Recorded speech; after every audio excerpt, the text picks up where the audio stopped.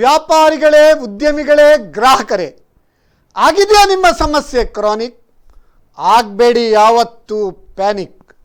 ಇದು ನಮ್ಮ Kudla business clinic. ಇಲ್ಲಿದೆ ಕರ್ನಾಟಕ ಬ್ಯಾಂಕ್ ಬಿಸ್ನೆಸ್ ಟಾನಿಕ್. ನಾನು CASS ನಾಯಕ್.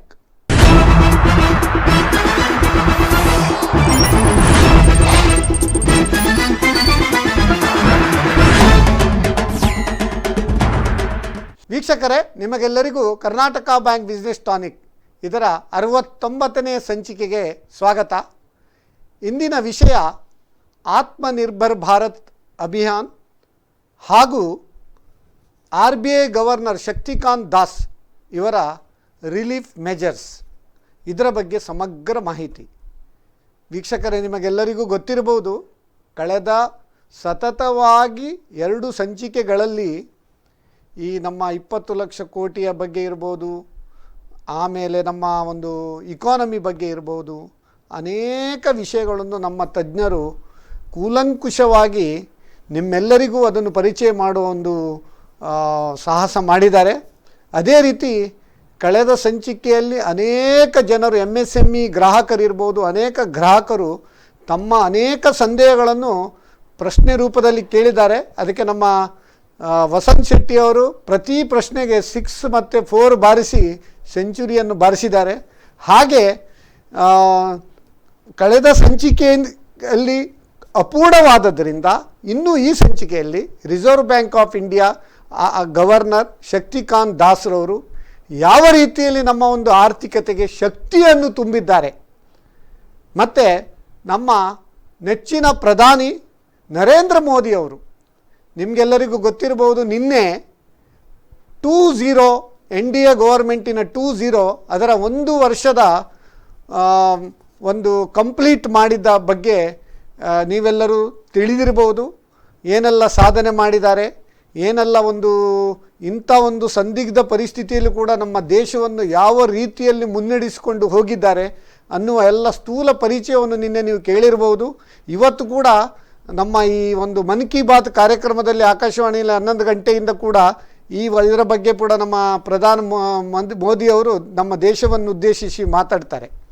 ಒಂದು ಸರ್ವಜ್ಞ ಹೇಳ್ತಾನೆ, ಏನಂದರೆ, ಬೆಚ್ಚನೆಯ ಮನೆ ಮಂದಿ ಇರಲು ವೆಚ್ಚಕ್ಕೆ ಅನುಕೂಲವಿರಲು, ಇಚ್ಛೆಯನರಿತು ನಡೆವ ಸರಕಾರವಿರಲು, ಕೋವಿಡ್ಗೆ ಕಿಚ್ಚು ಹಚ್ಚಂದ ಸರ್ವಜ್ಞ ಅಂತೇಳಿ. ಈಗ ಹೊಸದಾಗಿ ಈ ಸರ್ವಜ್ಞ ಹೇಳಿದ್ದು, ಮುಂಚಿನ ಸರ್ವಜ್ಞ ಹೇಳಿದ್ದಲ್ಲ ಇದು.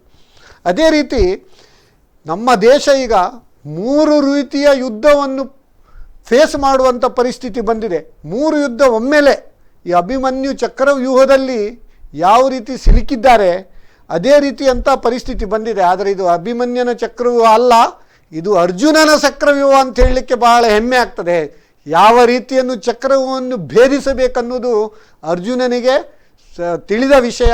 ಆದ್ದರಿಂದ ನಮ್ಮ ಅರ್ಜುನರ ಒಂದು ಸರಿಸಾಟಿಯಾಗಿ ನಮ್ಮ ನರೇಂದ್ರ ಮೋದಿಯವರು ಈ ಒಂದು ಚಕ್ರವ್ಯೂಹವನ್ನು ಭೇದಿಸ್ತಾ ಇದ್ದಾರೆ ಅಂತ ಹೇಳಲಿಕ್ಕೆ ಭಾಳ ಹೆಮ್ಮೆ ಆಗ್ತದೆ. 3 ಯುದ್ಧ ಯಾವುದಂದ್ರೆ, ಒಂದು ಕೊರೋನಾದೊಂದಿಗೆ, ಇದು 3ನೇ ಮಹಾಯುದ್ಧ ಅಂತ ಹೇಳಲಿಕ್ಕೂ ಹೇಳ್ಬೋದು ನಾವು. ಕೊರೋನಾದೊಂದಿಗೆ ಯುದ್ಧ. ಈ ಕೊರೋನಾದಿಂದಾಗಿ ಕಳೆದ 2 ತಿಂಗಳಿಂದ ಆರ್ಥಿಕತೆಗೆ ಕೂಡ ತುಂಬ ಹೊಡೆತ ಬಿದ್ದಿದೆ. ಜಗತ್ತಿನ ಆರ್ಥಿಕತೆ ಇರ್ಬೋದು, ನಮ್ಮ ದೇಶದ ಆರ್ಥಿಕತೆ ಇರ್ಬೋದು, ನಮ್ಮ ರಾಜ್ಯದ ಕೂಡ ಆರ್ಥಿಕತೆ ಇರ್ಬೋದು, ಅದಕ್ಕೆ ತುಂಬ ಹೊಡೆತ ಬಿದ್ದಿದೆ. ಈ ಆರ್ಥಿಕತೆಯನ್ನು ಪುನರುತ್ತೇಜನ ಮಾಡಲಿಕ್ಕೆ, ಆರ್ಥಿಕತೆಯನ್ನು ಪುನರುತ್ತೇಜನ ಮಾಡೋ ವಿಷಯದಲ್ಲಿ ಯುದ್ಧ. ಅದಲ್ಲದೆ ಈಗ ನೀವು ನೋಡಿರ್ಬೋದು, ನಮ್ಮ ನೆರೆ ರಾಷ್ಟ್ರಗಳದ್ದು ಕಿರಿಕಿರಿ, ಆಚೆ ಪಾಕಿಸ್ತಾನ ಇರ್ಬೋದು, ಈಚೆ ಚೈನಾ ಕೂಡ ಇರ್ಬೋದು. ಇದೆಲ್ಲ ಒಂದು ಕುತಂತ್ರದಲ್ಲಿ ಇಂಥ ಸಂದಿಗ್ಧ ಪರಿಸ್ಥಿತಿಯಲ್ಲೂ ಕೂಡ ಅನೇಕ ತೊಂದರೆಗಳನ್ನು ಕೊಡ್ತಾ ಇದ್ದಾರೆ. ಇದು ಕೂಡ ಒಂದು ಫೇಸ್ ಮಾಡೋದು ಒಂದು ಯುದ್ಧ ಅಂತ ಹೇಳ್ತೇವೆ. ಈ 3 ಯುದ್ಧವನ್ನು ಸಮರ್ಥವಾಗಿ ನಿಭಾಯಿಸುವ ಶಕ್ತಿ ಇದೆ ನಮ್ಮ ನರೇಂದ್ರ ಮೋದಿಯವರಿಗಂತ ಹೇಳಿ, ಈ 2ನೇ ಟರ್ಮ್ NDA ಗವರ್ಮೆಂಟ್ 1 ವರ್ಷ ಪೂರೈಸುವುದಕ್ಕೆ ನಾವು ಅಭಿನಂದನೆಗಳನ್ನು ಸಲ್ಲಿಸ್ತಾ ನಮ್ಮ ಈ ಕಾರ್ಯಕ್ರಮ ಮುಂದುವರಿಸ್ತಾ ಇದ್ದೇವೆ. ಇವತ್ತಿನ ವಿಷಯ ನಾನು ಈಗಾಗಲೇ ಹೇಳಿದಾಗೆ ಆತ್ಮನಿರ್ಭರ್ ಭಾರತ್ ಅಭಿಯಾನ್ ಹಾಗೂ RBI ಗವರ್ನರ್ ಶಕ್ತಿಕಾಂತ್ ದಾಸರವರ ರಿಲೀಫ್, ಇದರ ಬಗ್ಗೆ ಸಮಗ್ರ ಮಾಹಿತಿ. ನಮ್ಮೊಂದಿಗಿದ್ದಾರೆ ಈರುವರು ವಿಶೇಷ ಪರಿಣಿತರು ಹಾಗೂ ತಜ್ಞರು. ಪ್ರಪ್ರಥಮವಾಗಿ CA ಶಾಂತಾರಾಮ್ ಶೆಟ್ಟಿ. CA ಶಾಂತಾರಾಮ್ ಶೆಟ್ಟಿಯವರ ಬಗ್ಗೆ ನಾವು ಸ್ಥೂಲ ಪರಿಚಯ ಕೊಡುವ ಅಗತ್ಯ ಇಲ್ಲ. ಈಗಾಗಲೇ ನಮ್ಮ ಒಂದು ಬಜೆಟ್ ಸೆಷನಲ್ಲಿ ಇಲ್ಲಿ ಅವರು ಗೆಸ್ಟ್ ಆಗಿ ನಮ್ಮ ಈ ಕಾರ್ಯಕ್ರಮಕ್ಕೆ ಬಂದಿದ್ದಾರೆ. ಅದಲ್ಲದೆ ನಮ್ಮ ಮಂಗಳೂರು ನಗರದಲ್ಲಿ ಅವರು ಚಿರಪರಿಚಿತರು. ನ ಕಸ್ತೂರಿ ಕಾಮೋದಹ ಶಪಥೇನ ವಿಭಾವ್ಯತೆ ಅಂತ ಹೇಳಿದಾಗೆ ಕಸ್ತೂರಿ ಪರಿಮಳ ತನ್ನಷ್ಟಕ್ಕೆ ಪಸರಿಸ್ತದೆ ಹೇಳಿದ ಹಾಗೆ ಶಾಂತರಾಮ್ ಶೆಟ್ಟಿಯವರ ಒಂದು ಕೀರ್ತಿ ಇರಬಹುದು, ಅವರ ಒಂದು ಏನು ಹೇಳ್ತಾರೆ, ಒಂದು ಅವರ ಬಗ್ಗೆ ಒಂದು ಎಲ್ಲ ಮಂಗಳೂರಿನ ನಗರದ ಜನತೆ ಚಿರಪರಿಚಿತರು. ಅವರು ಚಾರ್ಟರ್ಡ್ ಅಕೌಂಟೆಂಟ್ ಆಗಿ ಕಳೆದ 2 ದಶಕಗಳಿಂದ ಒಂದು ನಮ್ಮ ಮಂಗಳೂರಿನಲ್ಲಿ ಪ್ರಖ್ಯಾತ Shantaram Shetty and co chartered accountant ಇದರ ಒಂದು ಮುಖ್ಯಸ್ಥರಾಗಿ ಕಾರ್ಯನಿರ್ವಹಿಸ್ತಾ ಇದ್ದಾರೆ. ಅನೇಕ ಕಂಪನೀಸ್ ಇರ್ಬೋದು, ಅನೇಕ ಉದ್ಯಮಿಗಳಿಗಿರ್ಬೋದು ಮಾರ್ಗದರ್ಶನವನ್ನು ಮಾಡ್ತಾ ಇದ್ದಾರೆ. ಅದಲ್ಲದೆ ಇವರು Rotary club of Mangalore East ಇದರ ಒಂದು ಪ್ರೆಸಿಡೆಂಟ್ ಆಗಿ ಕೂಡ ಕಾರ್ಯನಿರ್ವಹಿಸಿದ್ದಾರೆ. ಹಾಗೂ red cross society of India ಇದರ ಮಂಗಳೂರಿನ ಚೇರ್ಮನ್ ಆಗಿ ಸತತ 3 ವರ್ಷಗಳಿಂದ ಕಾರ್ಯನಿರ್ವಹಿಸಿ ಸಮಗ್ರ ಬದಲಾವಣೆಯನ್ನು ನಮ್ಮ ರೆಡ್ ಕ್ರಾಸ್ನಲ್ಲಿ ತಂದಿದ್ದಾರೆ. ಅದಕ್ಕೆ ತಕ್ಕಂತೆ ನಮ್ಮ ರಾಜ್ಯಪಾಲರಿಂದ ಅತ್ಯುತ್ತಮ ರೆಡ್ ಕ್ರಾಸ್ ಸಂಸ್ಥೆ ಮಂಗಳೂರು ಅನ್ನುವಂಥ 3 ಬಾರಿ ಅವರು ಸತತವಾಗಿ ಪ್ರಶಸ್ತಿಗೆ ಕೂಡ ಭಾಜನರಾಗಿದ್ದಾರೆ. ಅದಲ್ಲದೆ ಅವರು ಡಿಸ್ಟ್ರಿಕ್ಟ್ ಇಕನಾಮಿಕ್ ಸೆಲ್ BJP ಇದರ ಕನ್ವೀನರ್ ಆಗಿಯೂ ಹಾಗೂ Karnataka state BJP economic cell ಇದರ ಕನ್ವೀನರ್ ಆಗಿಯೂ ಕೂಡ ಕಾರ್ಯನಿರ್ವಹಿಸ್ತಾ ಇದ್ದಾರೆ. ಹಾಗೂ ಇವರ ಬಗ್ಗೆ ಇನ್ನೂ ಜಾಸ್ತಿ ಮಾಹಿತಿ ನಿಮಗೆ ಈ ಕಾರ್ಯಕ್ರಮ ಆಗುವಾಗ ಅವರ ಬಗ್ಗೆ ಸ್ಥೂಲ ಪರಿಚಯ ತನ್ನಷ್ಟಕ್ಕೆ ಆಗ್ತದೆ ಅಂತ ಹೇಳ್ತಾರೆ. ಇಂಥ ಒಂದು ವಿಶಿಷ್ಟ ವ್ಯಕ್ತಿ CA ಶಾಂತರಾಮ್ ಶೆಟ್ಟಿ ಅವರಿಗೆ ಈ ಕಾರ್ಯಕ್ರಮಕ್ಕೆ ಸ್ವಾಗತ. ನಮಸ್ಕಾರ. ಅದೇ ರೀತಿ ವಸಂತ ಶೆಟ್ಟಿ ಅಂದರೆ ನಿಮಗೆ ಗೊತ್ತಿರ್ಬೋದು, ಈ ಬ್ಯಾಂಕಿಂಗ್ ವಿಷಯದಲ್ಲಿ ಬ್ಯಾಂಕಿಂಗ್ ತಜ್ಞರಂತ ಅವರಿಗೆ ನಾವು ಹೇಳಿದ್ದೇವೆ.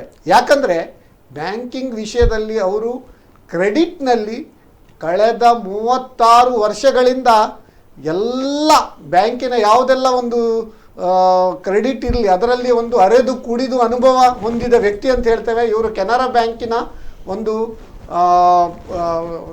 ಕೆನರಾ ಬ್ಯಾಂಕಿನಲ್ಲಿ 36 ವರ್ಷಗಳಲ್ಲಿ ಅವರು ಅವರ ಅನುಭವವನ್ನು ಪಡೆದು ರೀಜನಲ್ ಹೆಡ್ ಮ್ಯಾಂಗ್ಳೂರ್ ಆಗಿ ರಿಟೈರ್ಡ್ ಹೊಂದಿದ್ದಾರೆ.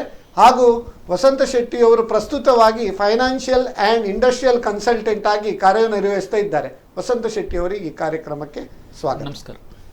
ವೀಕ್ಷಕರೇ, ಇಂದಿನ ವಿಷಯ ನಿಮ್ಗೆ ಗೊತ್ತಿರ್ಬೋದು, ಎಲ್ಲರಿಗೂ ಕನ್ಫ್ಯೂಷನ್ ಉಂಟು. ಈಗ ಈ 20 ಲಕ್ಷ ಕೋಟಿ ಆತ್ಮನಿರ್ಭರ್ ಅಭಿಯಾನ್, ಅದೇ ರೀತಿ ರಿಸರ್ವ್ ಬ್ಯಾಂಕಿನವರು 3 ಸಾರಿ ಪ್ರೊನೌನ್ಸ್ಮೆಂಟ್ ಮಾಡಿದ್ದಾರೆ ಈ ಕೋವಿಡ್ ಸಿಚುವೇಷನಲ್ಲಿ. 27/3ಕ್ಕೆ ಒಮ್ಮೆ, 17/4ಕ್ಕೆ ಒಮ್ಮೆ, 22/5ಕ್ಕೆ ಒಮ್ಮೆ ಶಕ್ತಿಕಾಂತ್ ದಾಸ್ ಅವರು ಶಕ್ತಿ ತುಂಬುವ ಕೆಲಸವನ್ನು ಮಾಡಿದ್ದಾರೆ. ಇದರ ಬಗ್ಗೆ ಒಂದು ಸಮಗ್ರ ಪರಿಚಯವನ್ನು ನಾವು ನೀಡ್ತೇವೆ. ಅದರ ಮುಂಚೆ ಶಾಂತರಾಮ್ ಶೆಟ್ಟಿ ಅವರೇ, ಈಗ ಆತ್ಮನಿರ್ಭರ್ ಭಾರತ್ ಅಭಿಯಾನ್ ಅದರ ಬಗ್ಗೆ ಒಂದು ಸಂಕ್ಷಿಪ್ತವಾಗಿ ನೀವು ಮಾಹಿತಿ ಕೊಡ್ಬೋದಾ? ಬಹುಶಃ ನಮ್ಮ ದೇಶದ ಜನರಿಗೆ ಎಲ್ಲರಿಗೆ ತಿಳಿದ ಹಾಗೆ ಕರೋನಾ ಔಟ್ಬ್ರೇಕ್ ಇಂಡಿಯಾದಲ್ಲಿ ಪ್ರಥಮ ಬಾರಿಗೆ ಆದಾಗ ದೇಶವೇ ಬೆಚ್ಚಿ ಬಿದ್ದಿತ್ತು. ಆದರೆ ನಮ್ಮ ನರೇಂದ್ರ ಮೋದಿಜಿಯವರು ಬಹುಶಃ ಜನರನ್ನೆಲ್ಲರನ್ನು ಒಟ್ಟಿಗೆ ತೆಗೆದುಕೊಂಡು ಹೋಗಲಿಕ್ಕೆ ಬೇರೆ ಬೇರೆ ಆಯಾಮವನ್ನು ಮಾಡಿದರು. ಆದರೆ ಕಳೆದ 3 ತಿಂಗಳಿಂದ ಬಹುಶಃ ನಾವು ಈ ಕರೋನಾದ ಇದನ್ನು ನೋಡುವಾಗ ನಮ್ಮ ಮೋದಿಯವರು ಏನು ಮಾಡಿದ್ದಾರೆ ಅಂತ ಬಹುಶಃ ನಿಮಗೆ ಆತ್ಮನಿರ್ಭರ್ ಭಾರತ ಅಂತ ಹೇಳೋ ಒಂದು ಕಾನ್ಸೆಪ್ಟ್ ರಿಯಲಿ ವಂಡರ್ಫುಲ್. ಯಾಕಂತ ಹೇಳಿದರೆ ಇಡೀ ವಿಶ್ವವೇ ಇದನ್ನು ಇವತ್ತು ಒಂದು ಬೆಸ್ಟ್ ಇಫೆಕ್ಟಿವ್ ಮ್ಯಾನರಲ್ಲಿ ಮಾಡಿದಂಥ ದೇಶ ಅಂತ ಹೆಗ್ಗಳಿಕೆ ಕಾರಣ ಆಗಲಿಕ್ಕೆ ಆತ್ಮನಿರ್ಭರ್ ಭಾರತ. ಏನು ಆತ್ಮನಿರ್ಭರ್ ಭಾರತ? ಸ್ವಾವಲಂಬಿ ಭಾರತ, ಸೆಲ್ಫ್ ರಿಲಯಂಟ್. ಬಹುಶಃ ಹಿಂದಿನ ದಿನದಲ್ಲಿ ನೋಡಿದರೆ ನಮ್ಮ ಭಾರತ ದೇಶವನ್ನು ಕೇವಲ ಒಂದು ಮಾರುಕಟ್ಟೆ ಅಂತ ತಿಳ್ಕೊಂಡಿದ್ರು. ಬಹುಶಃ ಇವತ್ತು ಮಾರುಕಟ್ಟೆ ಅಲ್ಲ, ಇವತ್ತು ಮೇಕ್ ಇನ್ ಇಂಡಿಯಾದ ಕಾನ್ಸೆಪ್ಟ್ ರೀತಿಯಲ್ಲಿ ನಾವೇ ಮಾಡಿ ನಾವೇ ಮಾರ್ತೇವೆ. ಬ್ರಿಟಿಷರಿಗೂ ನಮ್ಮ ದೇಶವನ್ನು ಆಡಳಿದಾಗ ನಮ್ಮ ಮಹಾತ್ಮ ಗಾಂಧಿಯವರು ಕೂಡ ಉಪ್ಪಿನ ಸತ್ಯಾಗ್ರಹ ಇರಬಹುದು, ಸ್ವದೇಶಿ ಚಳುವಳಿ ಇರಬಹುದು, ಅವಾಗಿಂದ ಈ ಆತ್ಮನಿರ್ಭರ ಕಾನ್ಸೆಪ್ಟ್ ಇತ್ತು. ಎಸ್ ಆ ಒಂದು ಉಪ್ಪಿನ ಸತ್ಯಾಗ್ರಹದ ಕಾನ್ಸೆಪ್ಟ್ ಇವತ್ತು ಮುಂದುವರೆದ ಅಂತ ಹೇಳ್ಬೋದು. ಬಹುಶಃ ಯಾಕಂತ ಹೇಳಿದ್ರೆ ನಮ್ಮಲ್ಲಿ ನಾವೇ ಮಾಡಿ ನಾವೇ ಮಾರಬೇಕು. ಬಹುಶಃ ಉದ್ಯೋಗವನ್ನು ಹುಡ್ಕೊಂಡು ಹೋಗೋದಲ್ಲ, ಉದ್ಯೋಗವನ್ನು ಸೃಷ್ಟಿಸಬೇಕು.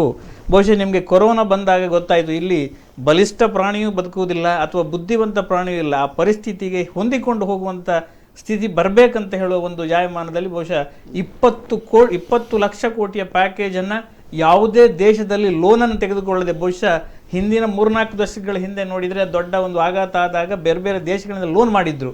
ಬಹುಶಃ ಇವತ್ತು ಯಾವುದೇ ದೇಶಗಳಿಂದ ಲೋನ್ ಅನ್ನು ತೆಗೆದುಕೊಳ್ಳದೆ 20 ಲಕ್ಷ ಕೋಟಿ ಪ್ಯಾಕೇಜ್ ಇದರಲ್ಲಿ ಬಹುಶಃ ಕೊಡುವಂತ ಅನ್ಆರ್ಗನೈಸ್ಡ್ ಅಸಂಘಟಿತ ಕಾರ್ಮಿಕರನ್ನ ಮನದಲ್ಲಿಟ್ಟುಕೊಂಡು ಅವರು ಮಾಡಿದ ಪ್ಯಾಕೇಜ್ ಅದು ಬಹುಶಃ ಮನ್ರೇಗಾ ಪ್ರಾಜೆಕ್ಟ್ ಇರಬಹುದು ಅಥವಾ ಉಜ್ವಲ್ ಯೋಜನಾ ಇರಬಹುದು ಅಥವಾ ಅಂಡರ್ ಪ್ರೈಮ್ ಮಿನಿಸ್ಟರ್ ಗರೀಬ್ ಕಲ್ಯಾಣದಲ್ಲಿ 2/3 ಪಾಪ್ಯುಲೇಷನ್ಗೆ ಬೆನಿಫಿಟ್ ಆಗಿದೆ.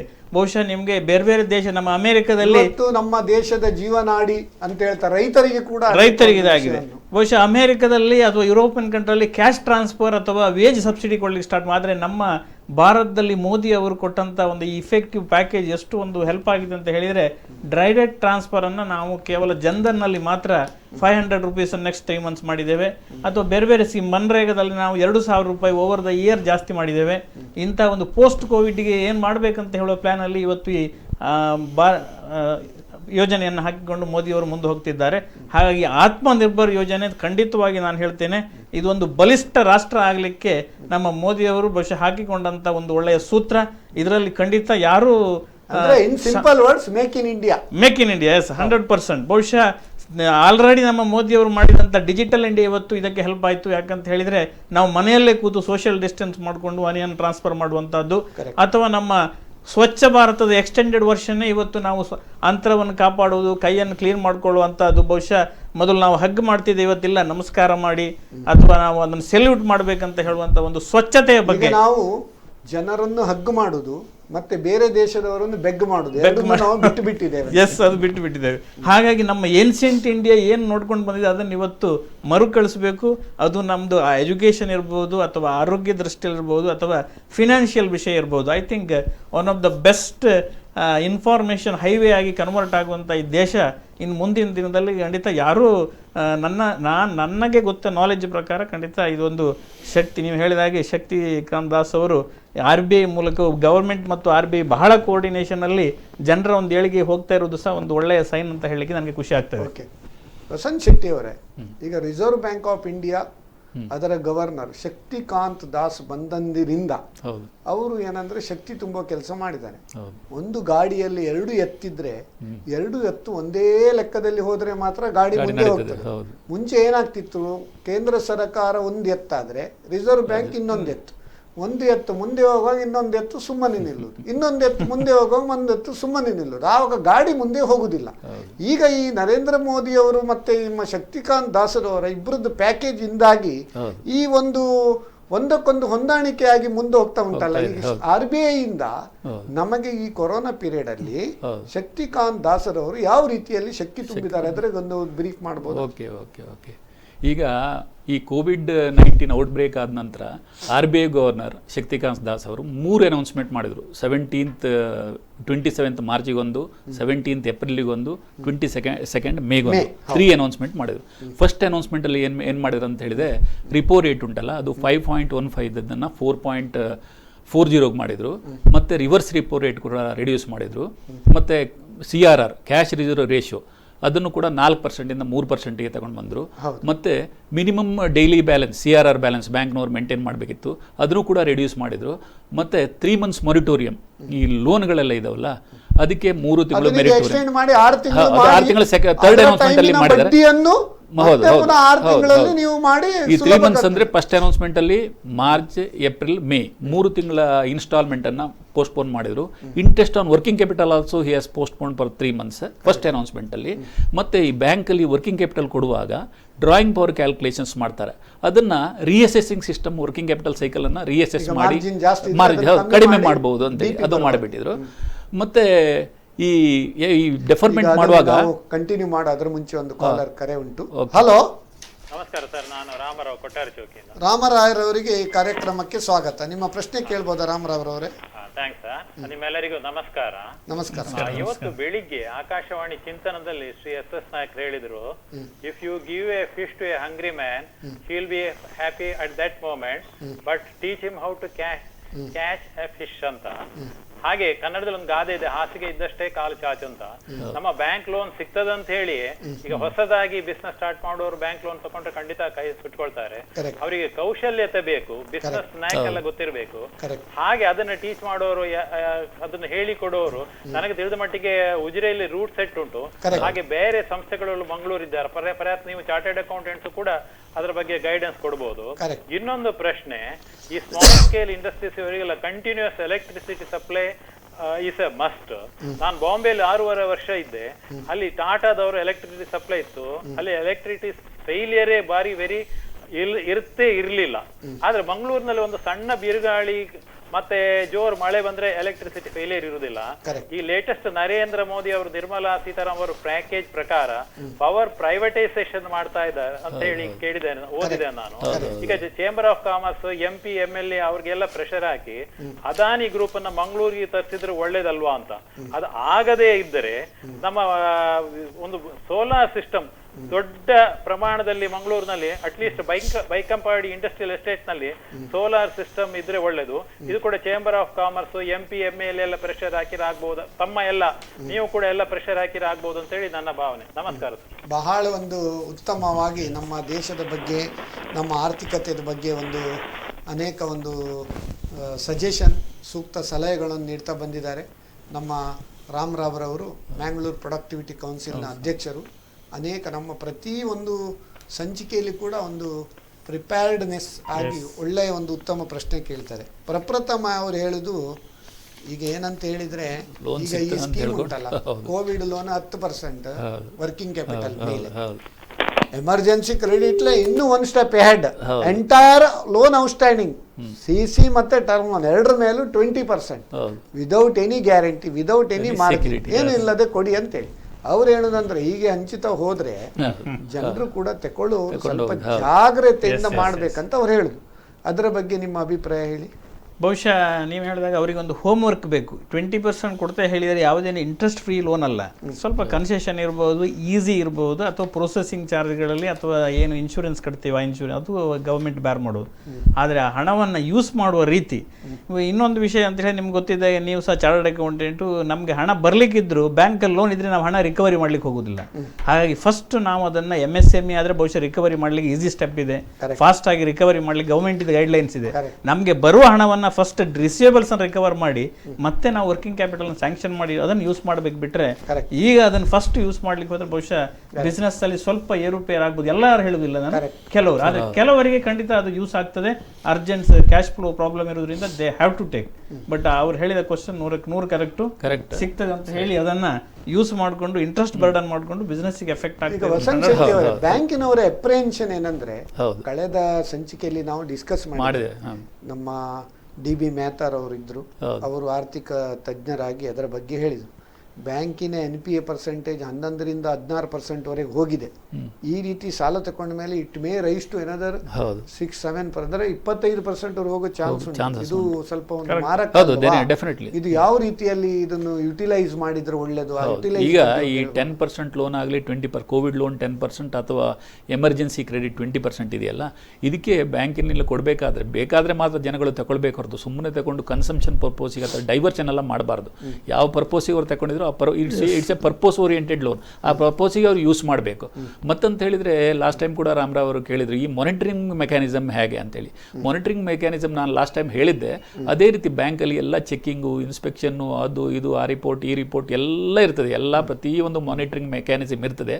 ಮತ್ತು ಜನಗಳು ಇದನ್ನು ತಗೊಂಡು ಮಿಸ್ಯುಟಿಲೈಸ್ ಮಾಡಿದರೆ ಖಂಡಿತ ಅದು ಸಕ್ಸಸ್ ಆಗೋದಿಲ್ಲ. ಇದನ್ನು ಕರೆಕ್ಟಾಗಿ ಅವರು ಯಾವ ಒಂದು ಫ್ಯೂಚರ್ ಅನ್ನು ಅವರೇ ಹಾಳು ಮಾಡ್ತಾರೆ. ಯಾಕಂದ್ರೆ ಒಮ್ಮೆ ಸಿಬಿಲ್ ಎಲ್ಲ ಹಾಳಾದ್ರೆ ಮತ್ತೆ ಬೇರೆ ಯಾವುದೋ ಲೋನ್ ಸಿಗೋದಿಲ್ಲ. ಅದೆಲ್ಲ ಒಂದು ಪ್ರಾಬ್ಲಮ್ ಉಂಟು. ಈಗ ನೀವು ರಿಸರ್ವ್ ಬ್ಯಾಂಕ್ ಆಫ್ ಇಂಡಿಯಾದ ಬಗ್ಗೆ ನಾವು ಮಾತಾಡ್ತಾ ಇತ್ತು, ಯಾವುದೆಲ್ಲ ಅಂತೆಲ್ಲ ಅದನ್ನ ಒಂದು ಕಂಟಿನ್ಯೂ ಮಾಡಬಹುದು. ಫಸ್ಟ್ ನಾನು ಹೇಳಿದೆ ರಿವರ್ಸ್ ರಿಪೋ. ಅಲ್ಲ, ಈಗ ಒಟ್ಟಿಗೆ ನಾವೀಗ ಒಟ್ರಾಶಿಯಾಗಿ ಈಗ 3 ಅನೌನ್ಸ್ಮೆಂಟ್ ಇದೊಂದು ಜಿಸ್ಟ್ ಹೇಳುವ. ಮಾನಿಟೋರಿಯಂ ಈಗ ಹೇಗೆ ಒಂದು 6 ತಿಂಗಳು. ಹೌದು. ಒಂದು ಮಾನಿಟೋರಿಯಂ ಏನು ಮಾಡಿದ್ರು ಅಂತ ಹೇಳಿದ್ರೆ, ಫಸ್ಟ್ 3 ಮಂತ್ಸ್ ಮಾಡಿದ್ರು, ಸೆಕೆಂಡ್ 3 ಮಂತ್ಸ್ ಮಾಡಿದ್ರು, ಟೋಟಲಿ 6 ಮಂತ್ಸ್ ಮಾನಿಟೋರಿಯಂ. ಮತ್ತೆ ವರ್ಕಿಂಗ್ ಕ್ಯಾಪಿಟಲ್ ಇದ್ರೆ ವರ್ಕಿಂಗ್ ಕ್ಯಾಪಿಟಲ್ ಇಂಟ್ರೆಸ್ಟ್ ಕೂಡ 6 ಮಂತ್ಸ್ಗೆ ಫಂಡ್ ಮಾಡಿ ಅದು FITL ಅಂತ ಹೇಳಿ ಮಾಡಿದ್ದಾರೆ. ಕೋವಿಡ್ FITL 6 ತಿಂಗಳ ಬಡ್ಡಿ ಮುಂಚೆ ಏನಿತ್ತು 3 ತಿಂಗಳಾದ ಕೂಡಲೇ 4 ತಿಂಗಳ ಬಡ್ಡಿ ಫುಲ್ ಕಟ್ಟಬೇಕಂತ. ಹೌದು. ಈಗ ಹಾಗಿಲ್ಲ, 6 ತಿಂಗಳ ಬಡ್ಡಿನ ಒಟ್ಟು ಮಾಡಿ ಅದನ್ನೊಂದು FIT fund and interest term loan ಅಂತ ಹೇಳ್ಕೊಂಡು ಅದಕ್ಕೆ ರಿಪೇಮೆಂಟ್ ಫಿಕ್ಸ್ ಮಾಡಿ ಕೊಡ್ತಾರೆ. ಅದಕ್ಕೆ 6 ತಿಂಗಳು ಮಾರ್ಚ್ ಒಳಗೆ ಅದು ಮುಗಿಸಬೇಕು. ಹೌದು. ಮತ್ತೆ ಇನ್ನು ಈ ಪ್ಯಾಕಿಂಗ್ ಕ್ರೆಡಿಟ್, ಎಕ್ಸ್ಪೋರ್ಟರ್ಸ್ಗೆ ಪ್ಯಾಕಿಂಗ್ ಕ್ರೆಡಿಟ್ ಕೊಡ್ತಾರೆ. ಅದನ್ನು ಮೊದಲು ಏನಂದ್ರೆ ಅಪ್ ಟು 12 months ವರೆಗೆ ಎಕ್ಸ್ಟೆನ್ಷನ್ ಮಾಡಿದ್ದಾರೆ. ಈಗ ಅಪ್ ಟು 15 months ವರೆಗೆ ಎಕ್ಸ್ಟೆನ್ಷನ್ ಮಾಡಿದ್ದಾರೆ. ಅದು ಎಕ್ಸ್ಟೆನ್ಷನ್ ಮಾಡಿದ್ದಾರೆ. ಮತ್ತೆ ಈ ಡೆಫರ್ಮೆಂಟಿಂದ ಯಾವುದೇ ಅಕೌಂಟ್ ಫಸ್ಟ್ 3 months ಮಾಡಿದ್ರು, ನೆಕ್ಸ್ಟ್ 3 months ಮಾಡಿದ್ರು, ಟೋಟಲ್ 6 months. ಈ ಪೀರಿಯಡಲ್ಲಿ ಯಾವುದೇ ಅಕೌಂಟ್ NPಗೆ ಸ್ಲಿಪ್ ಆಗೋದಿಲ್ಲ. ಹೌದು, 6 months ಅವ್ರಿಗೆ ಟೈಮ್ ಸಿಗ್ತದೆ.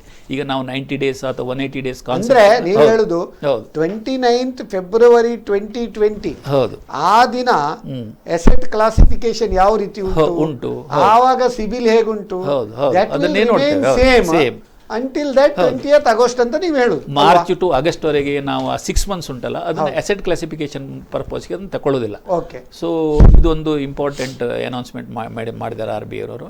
ಮತ್ತೆ ಇಂಪೋರ್ಟ್ಸ್ ಮಾಡುವವರಿಗೆ ಸ್ವಲ್ಪ ಟೈಮ್ ಪೀರಿಯಡ್ ಎಲ್ಲ ಜಾಸ್ತಿ ಮಾಡಿದೆ. ಇಂಪೋರ್ಟ್ನವರಿಗೆ ಇಂಥದ್ದೆಲ್ಲ ಸುಮಾರಷ್ಟು ಹೆಲ್ಪ್ ಖಂಡಿತ. RBI ಅವರು ಲಿಕ್ವಿಡಿಟಿ ಮೆಜರ್ಸ್ ಕೂಡ ತುಂಬಾ ಮಾಡಿದ್ದಾರೆ. ಹೌದು. ಲಿಕ್ವಿಡಿಟಿ ಮೆಜರ್ಸ್ ಅಂತೇಳಿ CRR ಕಡಿಮೆ ಮಾಡಿದ್ರು. ಮತ್ತೆ LCR ಅಂತ ಹೇಳಿದ್ರೆ ಇದು ಇದಕ್ಕೆ ಲೋವರಿಂಗ್ ಲಿಕ್ವಿಡಿಟಿ ಕವರೇಜ್ ರೇಷಿಯೋ ಅದು ಮಾಡಿದ್ದಾರೆ. ರಿಯಲ್ ಎಸ್ಟೇಟ್ಗೆ ಹೆಲ್ಪ್ ಮಾಡಿದ್ದಾರೆ. ಇನ್ನೊಂದು ಕಾಲರ್ ಇದ್ದಾರೆ. ಹಲೋ ಸರ್, ನಮಸ್ತೆ. ಉಡುಪಿಯಿಂದ ಗೋಪಾಲ್ ಸರ್ ಮಾತಾಡೋದು.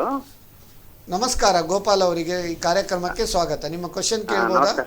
ಅಂದ್ರೆ ನಂದು 2 years back housing loan sir ನಂದು. ಅದು ಸ್ವಲ್ಪ ಲೋನ್ ಬ್ಯಾಕ್ ಆಗಿ ಸಿಬಿಲ್ ಕಮ್ಮಿ ಆಗಿದೆ ಸರ್. ಅದು ಲೋನ್ ಸೇಲ್ ಮಾಡಿ, ಅದು ಸರ್ ಹೌಸ್ ಸೇಲ್ ಮಾಡಿ ಲೋನ್ ಕ್ಲಿಯರ್ ಮಾಡಿದ್ದಾನೆ. ಈಗ ಅದು ಸಿಬಿಲ್ ಜಾಸ್ತಿ ಮಾಡ್ಬೇಕು, ಎಂತ ಮಾಡ್ಬೇಕು ಸರ್? ನೋಡಿ, ಈಗ ಸಿಬಿಲ್ ಕಡಿಮೆ ಆಗಿದೆ. ಈಗ ನೀವು ಹಣ ಎಲ್ಲ ಕಟ್ಟಿ ನಿಮ್ಮ ಅಕೌಂಟ್ ಸರಿಯಾಗಿದೆ ಅಲ್ವಾ? ಈಗ ಓವರ್ ಡ್ಯೂಸ್ ಏನಿಲ್ಲ. ಈಗ ಓವರ್ ಡ್ಯೂಸ್ ಇಲ್ಲದಿದ್ರೆ ಬ್ಯಾಂಕಿಂದ ಸಿಬಿಲ್ಗೆ ಇವರಿಗೆ ರಿಪೋರ್ಟ್ ಹೋಗ್ತಾ ಇರ್ತದೆ. ಅದೊಂದು ಅಟ್ಲೀಸ್ಟ್ ಒಂದು 3 months ಅಲ್ಲಿ ಅಥವಾ 6 months ಅಲ್ಲಿ ಕರೆಕ್ಟ್ ಆಗ್ತದೆ. ನಿಮ್ಮ ಸಿಬಿಲ್ ಸರಿ ಆಗ್ತದೆ, ತನ್ನಷ್ಟಕ್ಕೆ ಸರಿ ಆಗ್ತದೆ. ನೀವು ಏನ್ ಮಾಡ್ಬೇಕಂತಿಲ್ಲ, ಅದು ಬ್ಯಾಂಕ್ನವರೇ ಸ್ಟೆಪ್ಸ್ ತಗೊಳ್ತಾರೆ. ಯಾಕಂದ್ರೆ ನೀವು ಕಟ್ಟಿದ ಕೂಡಲೇ ಲೋನ್ ಕ್ಲೋಸ್ ಆದವ್ರು ರಿಪೋರ್ಟ್ ಮಾಡ್ತಾರೆ. ಬಂದ್ರೆ ಮೊದಲು ತುಂಬಾ ಓವರ್ ಡ್ಯೂ ಇತ್ತ ಲೋನ್ ಅಲ್ಲಿ ನಿಮ್ದು, ಅಥವಾ ರೆಗ್ಯುಲರ್ ಕಟ್ತಾ ಇದ್ರಾ? ರೆಗ್ಯುಲರ್ ಕಟ್ತೀವಿ ಸರ್. ಒಂದು 3-4 months ಬ್ಯಾಕ್ ಆಗಿತ್ತು. ಹಾಗೆ NPA ಏನಾದ್ರು ಆಗಿತ್ತಾ? 2 years ಬ್ಯಾಕ್, ಅದು 2018ರಲ್ಲಿ. ಅಲ್ಲ, NPA ಏನಾದ್ರು ಆಗಿತ್ತಾ?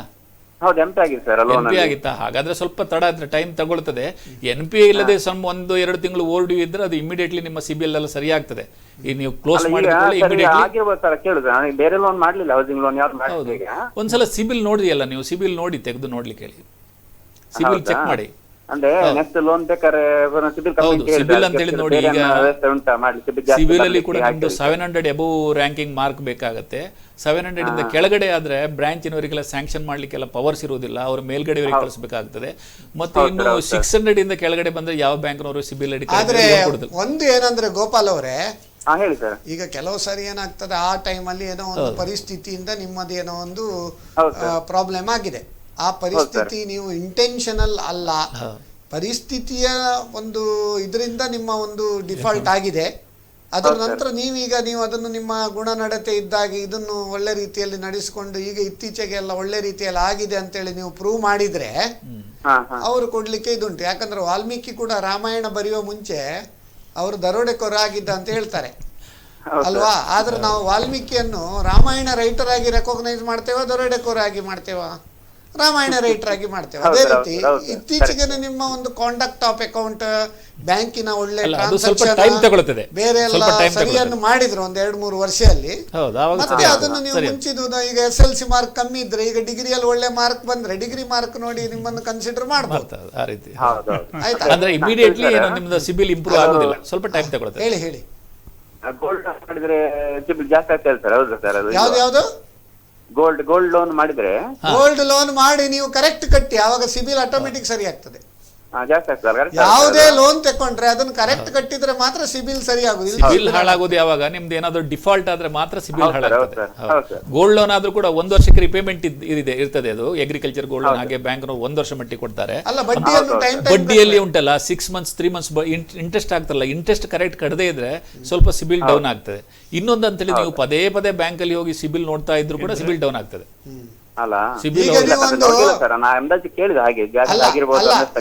ಈಗ ನೀವೊಂದು ಸಸಿ ನಟ್ಟು ಅದಕ್ಕೆ ಗೊಬ್ಬರ ಎಲ್ಲ ಹಾಕಿ ನೀರ್ ಹಾಕ್ತೀರಿ, ಬೇರೆ ಬಂದಿದೆ ಅಂತ ಪುನಃ ಸಸಿ ಮೇಲ್ ತೆಗೆದು ಪುನಃ ನೆಟ್ರೆ ಏನಾಗ್ತದೆ? ಹಾಗೆ ಆಗ್ತದೆ ಸಿಬಿಲ್ ಆಗಾಗ ಚೆಕ್ ಮಾಡಿದ್ರೆ. ಹೌದು ಸರ್. ಸಿಬಿಲ್ ಚೆಕ್ ಮಾಡುವಾದಂದ್ರೆ ನಮ್ಮ ಬಿಹೇವಿಯರ್ ಎಲ್ಲ ಆಟೋಮೆಟಿಕ್ ಆಗುದು ವಿನ ಅಲ್ಲಿ ಸಿಬಿಲ್ ಅಲ್ಲಿ ಪವಾಡ ಆಗುದಿಲ್ಲ.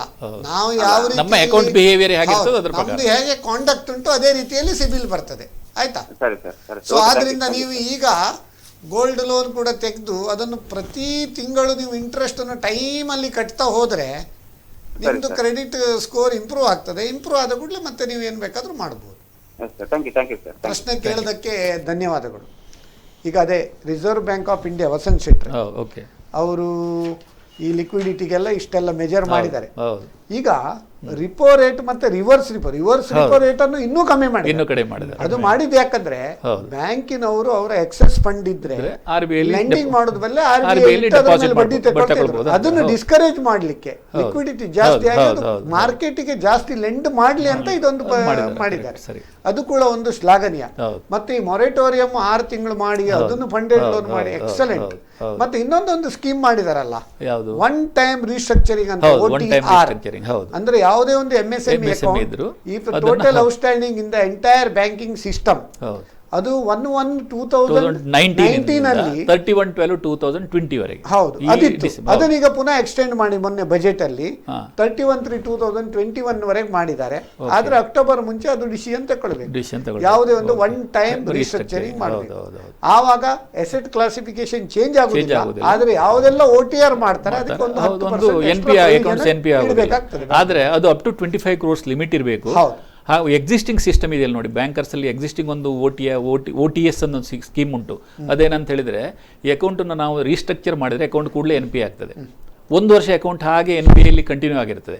ಆ 1 ವರ್ಷದಲ್ಲಿ ಅವನು ಸ್ಯಾಟಿಸ್ಫ್ಯಾಕ್ಟರಿ ಪರ್ಫಾರ್ಮೆನ್ಸ್ ಅಂದರೆ ಅವನ ರಿಪೇಮೆಂಟ್ ಪ್ರಾಂಪ್ಟ್ ಆಗಿ ಮಾಡಿದರೆ 1 ವರ್ಷ ಆದ ನಂತರ ಆಟೋಮೆಟಿಕಲಿ ಅಕೌಂಟ್ PA ಆಗ್ತದೆ. ಅದು ಮೊದಲಿಂದನೇ ಇತ್ತು. ಅದಕ್ಕೆಲ್ಲ ಅಮೌಂಟು ರಿಸ್ಟ್ರಿಕ್ಷನ್ 25 crores 30 crores ಹಾಗೆ ರೆಸ್ಟ್ರಿಕ್ಷನ್ಸ್ ಏನಿಲ್ಲ. ಈ OTR ಅಲ್ಲಿ 25 ಕೋಟಿ ಅಂತ ರೆಸ್ಟ್ರಿಕ್ಷನ್ಸ್ ಇದೆ. ಬಟ್ ಇದು ನೀವು ಹೇಳಿದಾಗೆ ಅದು 31/3/2021 ವರೆಗೆ ಎಕ್ಸ್ಟೆನ್ಷನ್ ಆಗಿದೆ. ಈಗ ಇನ್ನೊಬ್ರು ಕಾಲರ್ ಕರೆ ಉಂಟು. ಹಲೋ ಹಲೋ, ಯಾರು ಮಾತಾಡೋದು? ನಾನು ಕಾಮತ್ ಅಂತ ಸರ್, ಮಂಗಳೂರಿಂದ. ಯಾರು? ಕಾಮತ್ ಅಂತ, ಮಂಗಳೂರಿಂದ. ಕಾಮತ್ತ? ಹೌದು. ಹೇಳಿ, ಮಂಗಳೂರಿಂದ ಹೇಳಿ ಕಾಮತ್ ಅವರೇ. ಸರ್, ಈಗ ನೀವು ಹೇಳ್ತಾ ಇದ್ದೀರಿ, ಸೊ ಗವರ್ಮೆಂಟಿನವರು ಪ್ಯಾಕೇಜ್ ಕೊಟ್ಟಿದ್ದಾರೆ, ಸೊ ಬ್ಯಾಂಕರ್ನವರು ಹೆಲ್ಪ್ ಮಾಡ್ತಾರೆ ಎಂಟರ್ಪ್ರಿನರ್ಸ್ಗೆ. ಅವರಿಗೆ ಇಂಥ ಸಂದಿಗ್ಧ ಪರಿಸ್ಥಿತಿಯಲ್ಲಿ ಅವರು ಸ್ವಲ್ಪ ಲೋನ್ ಅನ್ನು ಕೊಡ್ತಾ ಇದ್ದಾರೆ ಅಂತ ಹೇಳ್ತಾ ಇದ್ದಾರೆ. ಆದ್ರೆ ಇಲ್ಲಿ ಒಬ್ಬರು ಬ್ಯಾಂಕರ್ನವರು ಇದೇ ಒಂದು 2 ದಿವಸದಲ್ಲಿ ಒಬ್ಬರ ಲೋನ್ ಅನ್ನು ರಿಕಾಲ್ ಮಾಡಿದಾರಲ್ಲ, ಯಾವುದೇ ಇಂಟ್ರೆಸ್ಟ್ ಬಾಕಿ ಇಲ್ಲ, ಅದರಲ್ಲಿ ಕರೆಕ್ಟ್ ಆಗಿ ಇಂಟ್ರೆಸ್ಟ್ ಕಟ್ತಾ ಇದ್ದಾರೆ. ಕೆಲವೆಲ್ಲ ಟೆಕ್ನಿಕಲ್ ಪ್ರಾಬ್ಲಮ್ ಇರ್ಬೋದು, ಆದ್ರೆ ನಿಮ್ಗೆ ಇಂಥ ಸಂದರ್ಭದಲ್ಲಿ ಬ್ಯಾಂಕಿನವರು ಗವರ್ಮೆಂಟ್ ಒಟ್ಟಿಗೆ ಕೈ ಜೋಡಿಸಿಕೊಂಡು ವರ್ಕ್ ಮಾಡ್ತಾರಂತ ನಿಮ್ಗೆ ಕಾನ್ಫಿಡೆನ್ಸ್ ಇದೆಯಾ? ಡೆಫಿನೆಟ್ ಆಗಿ ಅವರು ಮಾಡ್ತಾರಂತ ನೀವು ಹೇಳ್ತೀರಾ? ಬಹಳ ಒಂದು ಉತ್ತಮ ಪರಿಸ್ಥಿತಿಯಲ್ಲಿ ಅವರು ಹೆಲ್ಪ್ ಮಾಡೋದು ಬಿಟ್ಟು ಲೋನ್ ಅನ್ನು ರಿಕಾಲ್ ಮಾಡಿದಾರಲ್ಲ, ಹೇಗೆ ರಿಕಾಲ್ ಮಾಡುದು? ಇದಕ್ಕೆ ಏನ್ ಹೇಳ್ತೀರಾ ನೀವು? ಬಹಳ ಒಂದು ಉತ್ತಮ ಪ್ರಶ್ನೆ ಕಾಮತ್ ಅವರೇ. ಇದು ಹೇಳ್ತಾರೆ ನೋಡಿ, ಕೆಲವು ಸರಿ ದೇವರು ಕೊಟ್ಟರು ಪೂಜಾರಿ ಬಿಡ ಅಂತೇಳಿ. ದೇವರು ಕೊಟ್ಟರು ಪೂಜಾರಿ ಇದು ಮಾಡ್ಬೇಕು. ಬಹುಶಃ ಅದು ಇವ್ರು ಹೇಳ್ತಾರೆ ರಿಕಾಲ್ ಮಾಡಬೇಕಾದ್ರೆ ಒಂದೇ ಆಗಿ NPA ಅಕೌಂಟ್ NPA ಆಗಿರ್ಬೇಕು. NPA ಆಗದೆ ಯಾವ ಬ್ಯಾಂಕಿನವರು ಅಕೌಂಟ್ ರಿಕಾಲ್ ಮಾಡೋದಿಲ್ಲ ನನ್ನ ಪ್ರಕಾರ. ವಸಂತ್ ಶೆಟ್ಟರ್ ಅದ್ರ ಬಗ್ಗೆ ಹೇಳಿ. ನೋಡಿ ಕಾಮತ್ರ, ಈಗ ಯಾವುದೇ ಬ್ಯಾಂಕಲ್ಲಿ ಒಂದು ಅಕೌಂಟನ್ನು ರಿಕಾಲ್ ಮಾಡಬೇಕಾದ್ರೆ ಸಫಿಷಿಯೆಂಟ್ ಗ್ರೌಂಡ್ಸ್ ಇರಬೇಕು. ಏನೋ ಒಂದು ಅಕೌಂಟ್ ಓವರ್ಡ್ಯೂ ಆಗಿರಬೇಕು, ಅಥವಾ ಬೇರೆ NPA ಆಗಿರಬೇಕು, ಅಥವಾ ಬೇರೆ ಏನಾದರೂ ಪ್ರಾಬ್ಲಮ್ ಇರಬೇಕು. ಸುಮ್ಮನೆ ಹೀಗೆ ರಿಕಾಲ್ ಮಾಡಿದ್ರೆ ನೀವು ಬ್ಯಾಂಕ್ನವ್ರ ಮೇಲೆ ಕೇಸ್ ಹಾಕ್ಬೋದು. ಹಾಗೆ ಮಾಡೋದಿಲ್ಲ ನನಗೆ ತಿಳಿದ ಮಟ್ಟಿಗೆ. ನೋಡಿ, ನಾನು ಕೂಡ ಒಂದು ಬ್ಯಾಂಕ್ ಕೇಸ್ ಹಾಕೋ ಮುಂಚೆ ಹೈಯರ್ ಅಥಾರಿಟಿ ಅಪ್ರೋಚ್ ಆಗಿದೆ. ಹೌದು. ಒಂದು ಟೆಕ್ನಿಕಲ್ ರೀಸನ್ ಏನು ಕೊಡ್ತಾರೆ ಹೇಳಿದ್ರೆ, ಟೆಕ್ನಿಕಲ್ ರೀಸನ್ ಒಂದು ಟೆಕ್ನಿಕಲ್ ರೀಸನ್ ಅಂತ ಹೇಳಿದ್ರೆ ಅವರು ಟರ್ನ್ ಓವರ್ ಕರೆಕ್ಟ್ ಆಗಿ ಮಾಡ್ತಾ ಇಲ್ಲ. ಟರ್ನ್ ಓವರ್ ಸರಿಯಾಗಿ ಪಾಸ್ ಮಾಡ್ತಾ ಇಲ್ಲ ವರ್ಕಿಂಗ್ ಕ್ಯಾಪಿಟಲ್ ಅಲ್ಲಿ. ಓಕೆ. ಕರೆಕ್ಟ್ ಆಗಿ ಟರ್ನ್ ಓವರ್ ಮಾಡ್ತಾ ಇದ್ದಾರೆ. ಅವ್ರದ್ದು 2 ಅಕೌಂಟ್ ಇದೆ, ಒಂದರಲ್ಲಿ ಅವರು ಪಾರ್ಟ್ನರ್, ಒಂದರಲ್ಲಿ ಅವರು ಪ್ರೊಪ್ರೈಟರ್. ಸೊ ಪ್ರೊಪ್ರೈಟರ್ ಅಲ್ಲಿ ಟರ್ನ್ ಓವರ್ ಕರೆಕ್ಟ್ ಇದೆ, ಆದ್ರೆ ಅದರಲ್ಲಿ ಟೆಕ್ನಿಕಲ್ ಪ್ರಾಬ್ಲಮ್ ಏನಂದ್ರೆ ಅವರು ಒಂದು ಸಾಧಾರಣ ಒಂದು ಲಾಸ್ಟ್ 1 year ಅಲ್ಲಿ 6 to 7 months ಹಾಸ್ಪಿಟಲ್ ಅಲ್ಲಿ ಇದ್ರು. ಅಂತ ಸಂದರ್ಭದಲ್ಲಿ ಅವರಿಗೆ ರಿನ್ಯೂವಲ್ ಗೆ ಪೇಪರ್ ಕೊಡ್ಲಿಕ್ಕೆ ಆಗ್ಲಿಲ್ಲ. ಸೊ ಸೆಕೆಂಡ್ ಇದರಲ್ಲಿ ಅವ್ರ ಪಾರ್ಟ್ನರ್, ಅದರಲ್ಲಿ ಟರ್ನ್ ಓವರ್ ಕಡಿಮೆ ಇದೆ. ಆದ್ರೆ ಮತ್ತೆ ಇನ್ನೊಂದು ಟೆಕ್ನಿಕಲ್ ರೀಸನ್ ಏನ್ ಕೊಡ್ತಾರೆ ಅಂದ್ರೆ ಕೊಲೆಟ್ರಲ್ ಸೆಕ್ಯೂರಿಟಿ ನಿಮ್ದು ಸರಿಯಾಗಿ ಇಲ್ಲ ಅಂತ ಹೇಳೋದು. ಬಟ್ ಕೊಲೆಟ್ರಲ್ ಸೆಕ್ಯೂರಿಟಿ ಅಲ್ಲ. ಈಗ ಒಂದು ನಿಮಿಷ ಕಾಮತ್ ಅವರೇ, ದಟ್ ಅಕೌಂಟ್ ಈಗ SMA 1 SMA 0 SMA 2 as per last audit it is ಅಲ್ಲ, ಆಡಿಟ್ ಇಲ್ಲ. ಅಲ್ಲ 1 minute. ಅಲ್ಲ 1 minute 29/2/2020 what is the classification of account? SMA 0 SMA 1 SMA 2 SMA 0 ಇಲ್ಲ SMA 1 SMA 1 ಆದ್ರೆ 60 ಡೇಸ್ ಒಳಗಡೆ ಇದೆ. ಹೌದು, ಆದ್ರಿಂದ ಅವರಿಗೆ ಯಾವುದು ಚಾಯ್ಸ್ ಇಲ್ಲ. ಸರಿಯಾಗಿ ಪರ್ಫೆಕ್ಟ್ ಆಗಿ ಸರ್ವಾಗಿದೆ. ಹಾಗಾದ್ರೆ ಅವರಿಗೆ ಯಾವುದೇ ಚಾಯ್ಸ್ ಇಲ್ಲ ಬ್ಯಾಂಕಿನವರಿಗೆ. ಎಕ್ಸಿಸ್ಟಿಂಗ್ ಲಿಮಿಟ್ ಮೇಲೆ 10% ಕೋವಿಡ್ ಲೋನ್ ಮತ್ತೆ ಎಮರ್ಜೆನ್ಸಿ ಕ್ರೆಡಿಟ್ ಲೋನ್ ಆಟೋಮೆಟಿಕ್ 20% ಅವರಿಗೆ ಸಿಗ್ತದೆ. ಅದಕ್ಕೆ ಅಪ್ಲಿಕೇಶನ್ ಹಾಕ್ಲಿಕ್ಕೆ ಹೇಳಿ ಯಾರಿಗೆ, ನಿಮ್ಮ ಅಪ್ಲಿಕೆಂಟಿಗೆ. ಆದರೆ ಇಂಥ ಸಂದರ್ಭದಲ್ಲಿ ಲೋನ್ ಅನ್ನು ರೀಕಾಲ್ ಮಾಡಿದ್ದಾರೆ ಅವರು. ಅಲ್ಲಲ್ಲ, ಹೌದು, ಅಲ್ಲಿ ಇಲ್ಲಿ ಒಂದು ಪಾಯಿಂಟ್ ತೋರ್ತದೆ ಕಾಮತ್ರ ನನಗೆ. ಏನಂತ ಹೇಳಿ, ನೀವು ನಾನ್ ರಿನ್ಯೂವಲ್ ಹೇಳಿದ್ರಿ, ಅಕೌಂಟ್ ಅವರು ಹಾಸ್ಪಿಟಲ್ ಇದ್ರಿ, ಅಕೌಂಟ್ ರಿನ್ಯೂ ಆಗಲಿಲ್ಲ ಅಂತ ಹೇಳಿದ್ರೆ, ಅಕೌಂಟ್ ರಿನ್ಯೂ ಆಗದಿದ್ರು ಕೂಡ ಅಥವಾ ಎಕ್ಸ್ಟೆನ್ಷನ್ ಆಗದಿದ್ರು ಕೂಡ 180 ಡೇಸ್ ಅಲ್ಲಿ ಅಕೌಂಟ್ NPA ಆಗ್ತದೆ. ಹಾಗೇನಾದ್ರೂ ನಾನ್ ರಿನ್ಯೂವಲ್ ಪರ್ಪೋಸ್ಗೆ NPA ಆಗಿರ್ಬೋದಾ? ರಿನ್ಯೂವಲ್ ಆಗಿರ್ಬೋದು, ರಿನ್ಯೂವಲ್ ಆಗ್ಬೇಕಲ್ಲ. ಹಾಗಾದ್ರೆ ನೀವೊಂದು ಕೆಲಸ ಮಾಡಿ, ಸಫಿಶಿಯಂಟ್ ರೀಸನ್ ಕೊಟ್ಟು, ಈಗ ಸ್ಟ್ರೆಸ್ಡ್ MSME ಅಕೌಂಟಿಗೆ ಬೇರೆ ಒಂದು ಪ್ಯಾಕೇಜ್ ಈ ಒಂದು 20 lakhs ಡಿಕ್ಲೇರ್ ಮಾಡಿದ್ದಾರೆ. ಸ್ಟ್ರೆಸ್ಡ್ MSME ಅಕೌಂಟ್ ಅಂದರೆ ಈಗ ನೀವು ಪ್ರಾಬ್ಲಮ್ ಅಲ್ಲಿ ಇರ್ಬೋದು, ಅವ್ರು ಹಾಸ್ಪಿಟಲ್ ಇದ್ದವ್ರು ಈಗ ಸರಿಯಾಗಿ ಬಂದ್ರಲ್ಲ. ಹೌದು, ಅದೇ ರೀತಿ ಈಗ ಇವ್ರದ್ದು ಬಿಸ್ನೆಸ್ ಕೂಡ ಹಾಸ್ಪಿಟಲ್ ಅಲ್ಲಿ ಉಂಟಂತ ಎಣಿಸಿ, ಸರಿ ಆದ್ಮೇಲೆ ಪುನಃ ಅವ್ರು ರಿವೈವ್ ಆಗ್ತದಲ್ಲ. ಅದೇ ರೀತಿ ನೀವು ಹೌದು ಬಿಸ್ನೆಸ್ ಹಾಸ್ಪಿಟಲ್ ಇಂದ ಅಲ್ಲಲ್ಲ, ಆದ್ರಿಂದ ಏನು ಪ್ರಾಬ್ಲಮ್ ಇಲ್ಲ, ಅದನ್ನ ಅವರು ರಿವೈವಲ್ಗೆ ಹಾಕ್ಲಿಕ್ಕೆ ಹೇಳಿ. ಈಗ ನಾರ್ಮಲ್ ಕೋರ್ಸ್ ಅಲ್ಲಿ ಮಾಡದಿದ್ರೆ stressed MSME account revival package ಕೂಡ ಬಂದಿದೆ, ಅದರಲ್ಲಿ ಮಾಡಬಹುದು ಅವರು. ಆದ್ರಿಂದ ನೀವು ಅದು ಯಾವುದೇ ಒಂದು ವಿಷಯ ಇದ್ರೆ ಅದನ್ನು ನೀವು ಬ್ಯಾಂಕಿನ ಮ್ಯಾನೇಜರ್ ಅವರು ಕರೆಕ್ಟ್ ಅವರು ಆಕ್ಟ್ ಮಾಡದಿದ್ರೆ ಅವರ ಹೈಯರ್ ಆಫೀಷಿಯಲ್ ಗಮನಕ್ಕೆ ತರಬಹುದು, ಅಥವಾ ರಿಸರ್ವ್ ಬ್ಯಾಂಕ್ ಆಫ್ ಇಂಡಿಯಾದ ಗಮನಕ್ಕೆ ತರಬಹುದು, ಅಥವಾ ನಮ್ಮ MSME ಯಾವುದು ನಮ್ಮ ಸೆಂಟ್ರಲ್ ಗವರ್ಮೆಂಟ್ MSME ಡಿಪಾರ್ಟ್ಮೆಂಟಿಗೆ ತರ್ಬೋದು, ಫೈನಾನ್ಸ್ ಮಿನಿಸ್ಟ್ರಿಗೆ ತರ್ಬೋದು, PM ಆಫೀಸಿಗೆ ತರ್ಬೋದು. ಇಷ್ಟೆಲ್ಲ ನಿಮಗೆ ಆಪ್ಷನ್ಸ್ ಇದೆ. ಆದ್ದರಿಂದ ಅವ್ರದ್ದು ಏನಾದರೂ ನಿಜವಾಗಿ ಇಂಟೆನ್ಷನಲ್ ಪ್ರಾಬ್ಲಮ್ ಇಲ್ಲದಿದ್ದರೆ definitely they can come out of the problem ಅಂತ ಹೇಳ್ತೇವೆ. ಪ್ರಶ್ನೆ ಕೇಳಿದ್ದಕ್ಕೆ ಕಾಮತ್ರಿಗೆ ಧನ್ಯವಾದಗಳು. ಈಗ ಕರ್ನಾಟಕ ಬ್ಯಾಂಕ್ ಬಿಸ್ನೆಸ್ ಟಾನಿಕ್ ಈ ಕಾರ್ಯಕ್ರಮಕ್ಕೆ ಒಂದು ಚಿಕ್ಕ ವಿರಾಮ ತೆಗೆದುಕೊಳ್ಳುವ ಸಂದರ್ಭ ಬಂದಿದೆ. ವೀಕ್ಷಕರೇ, ಬ್ರೇಕ್ ಕೆ ಬಾದ್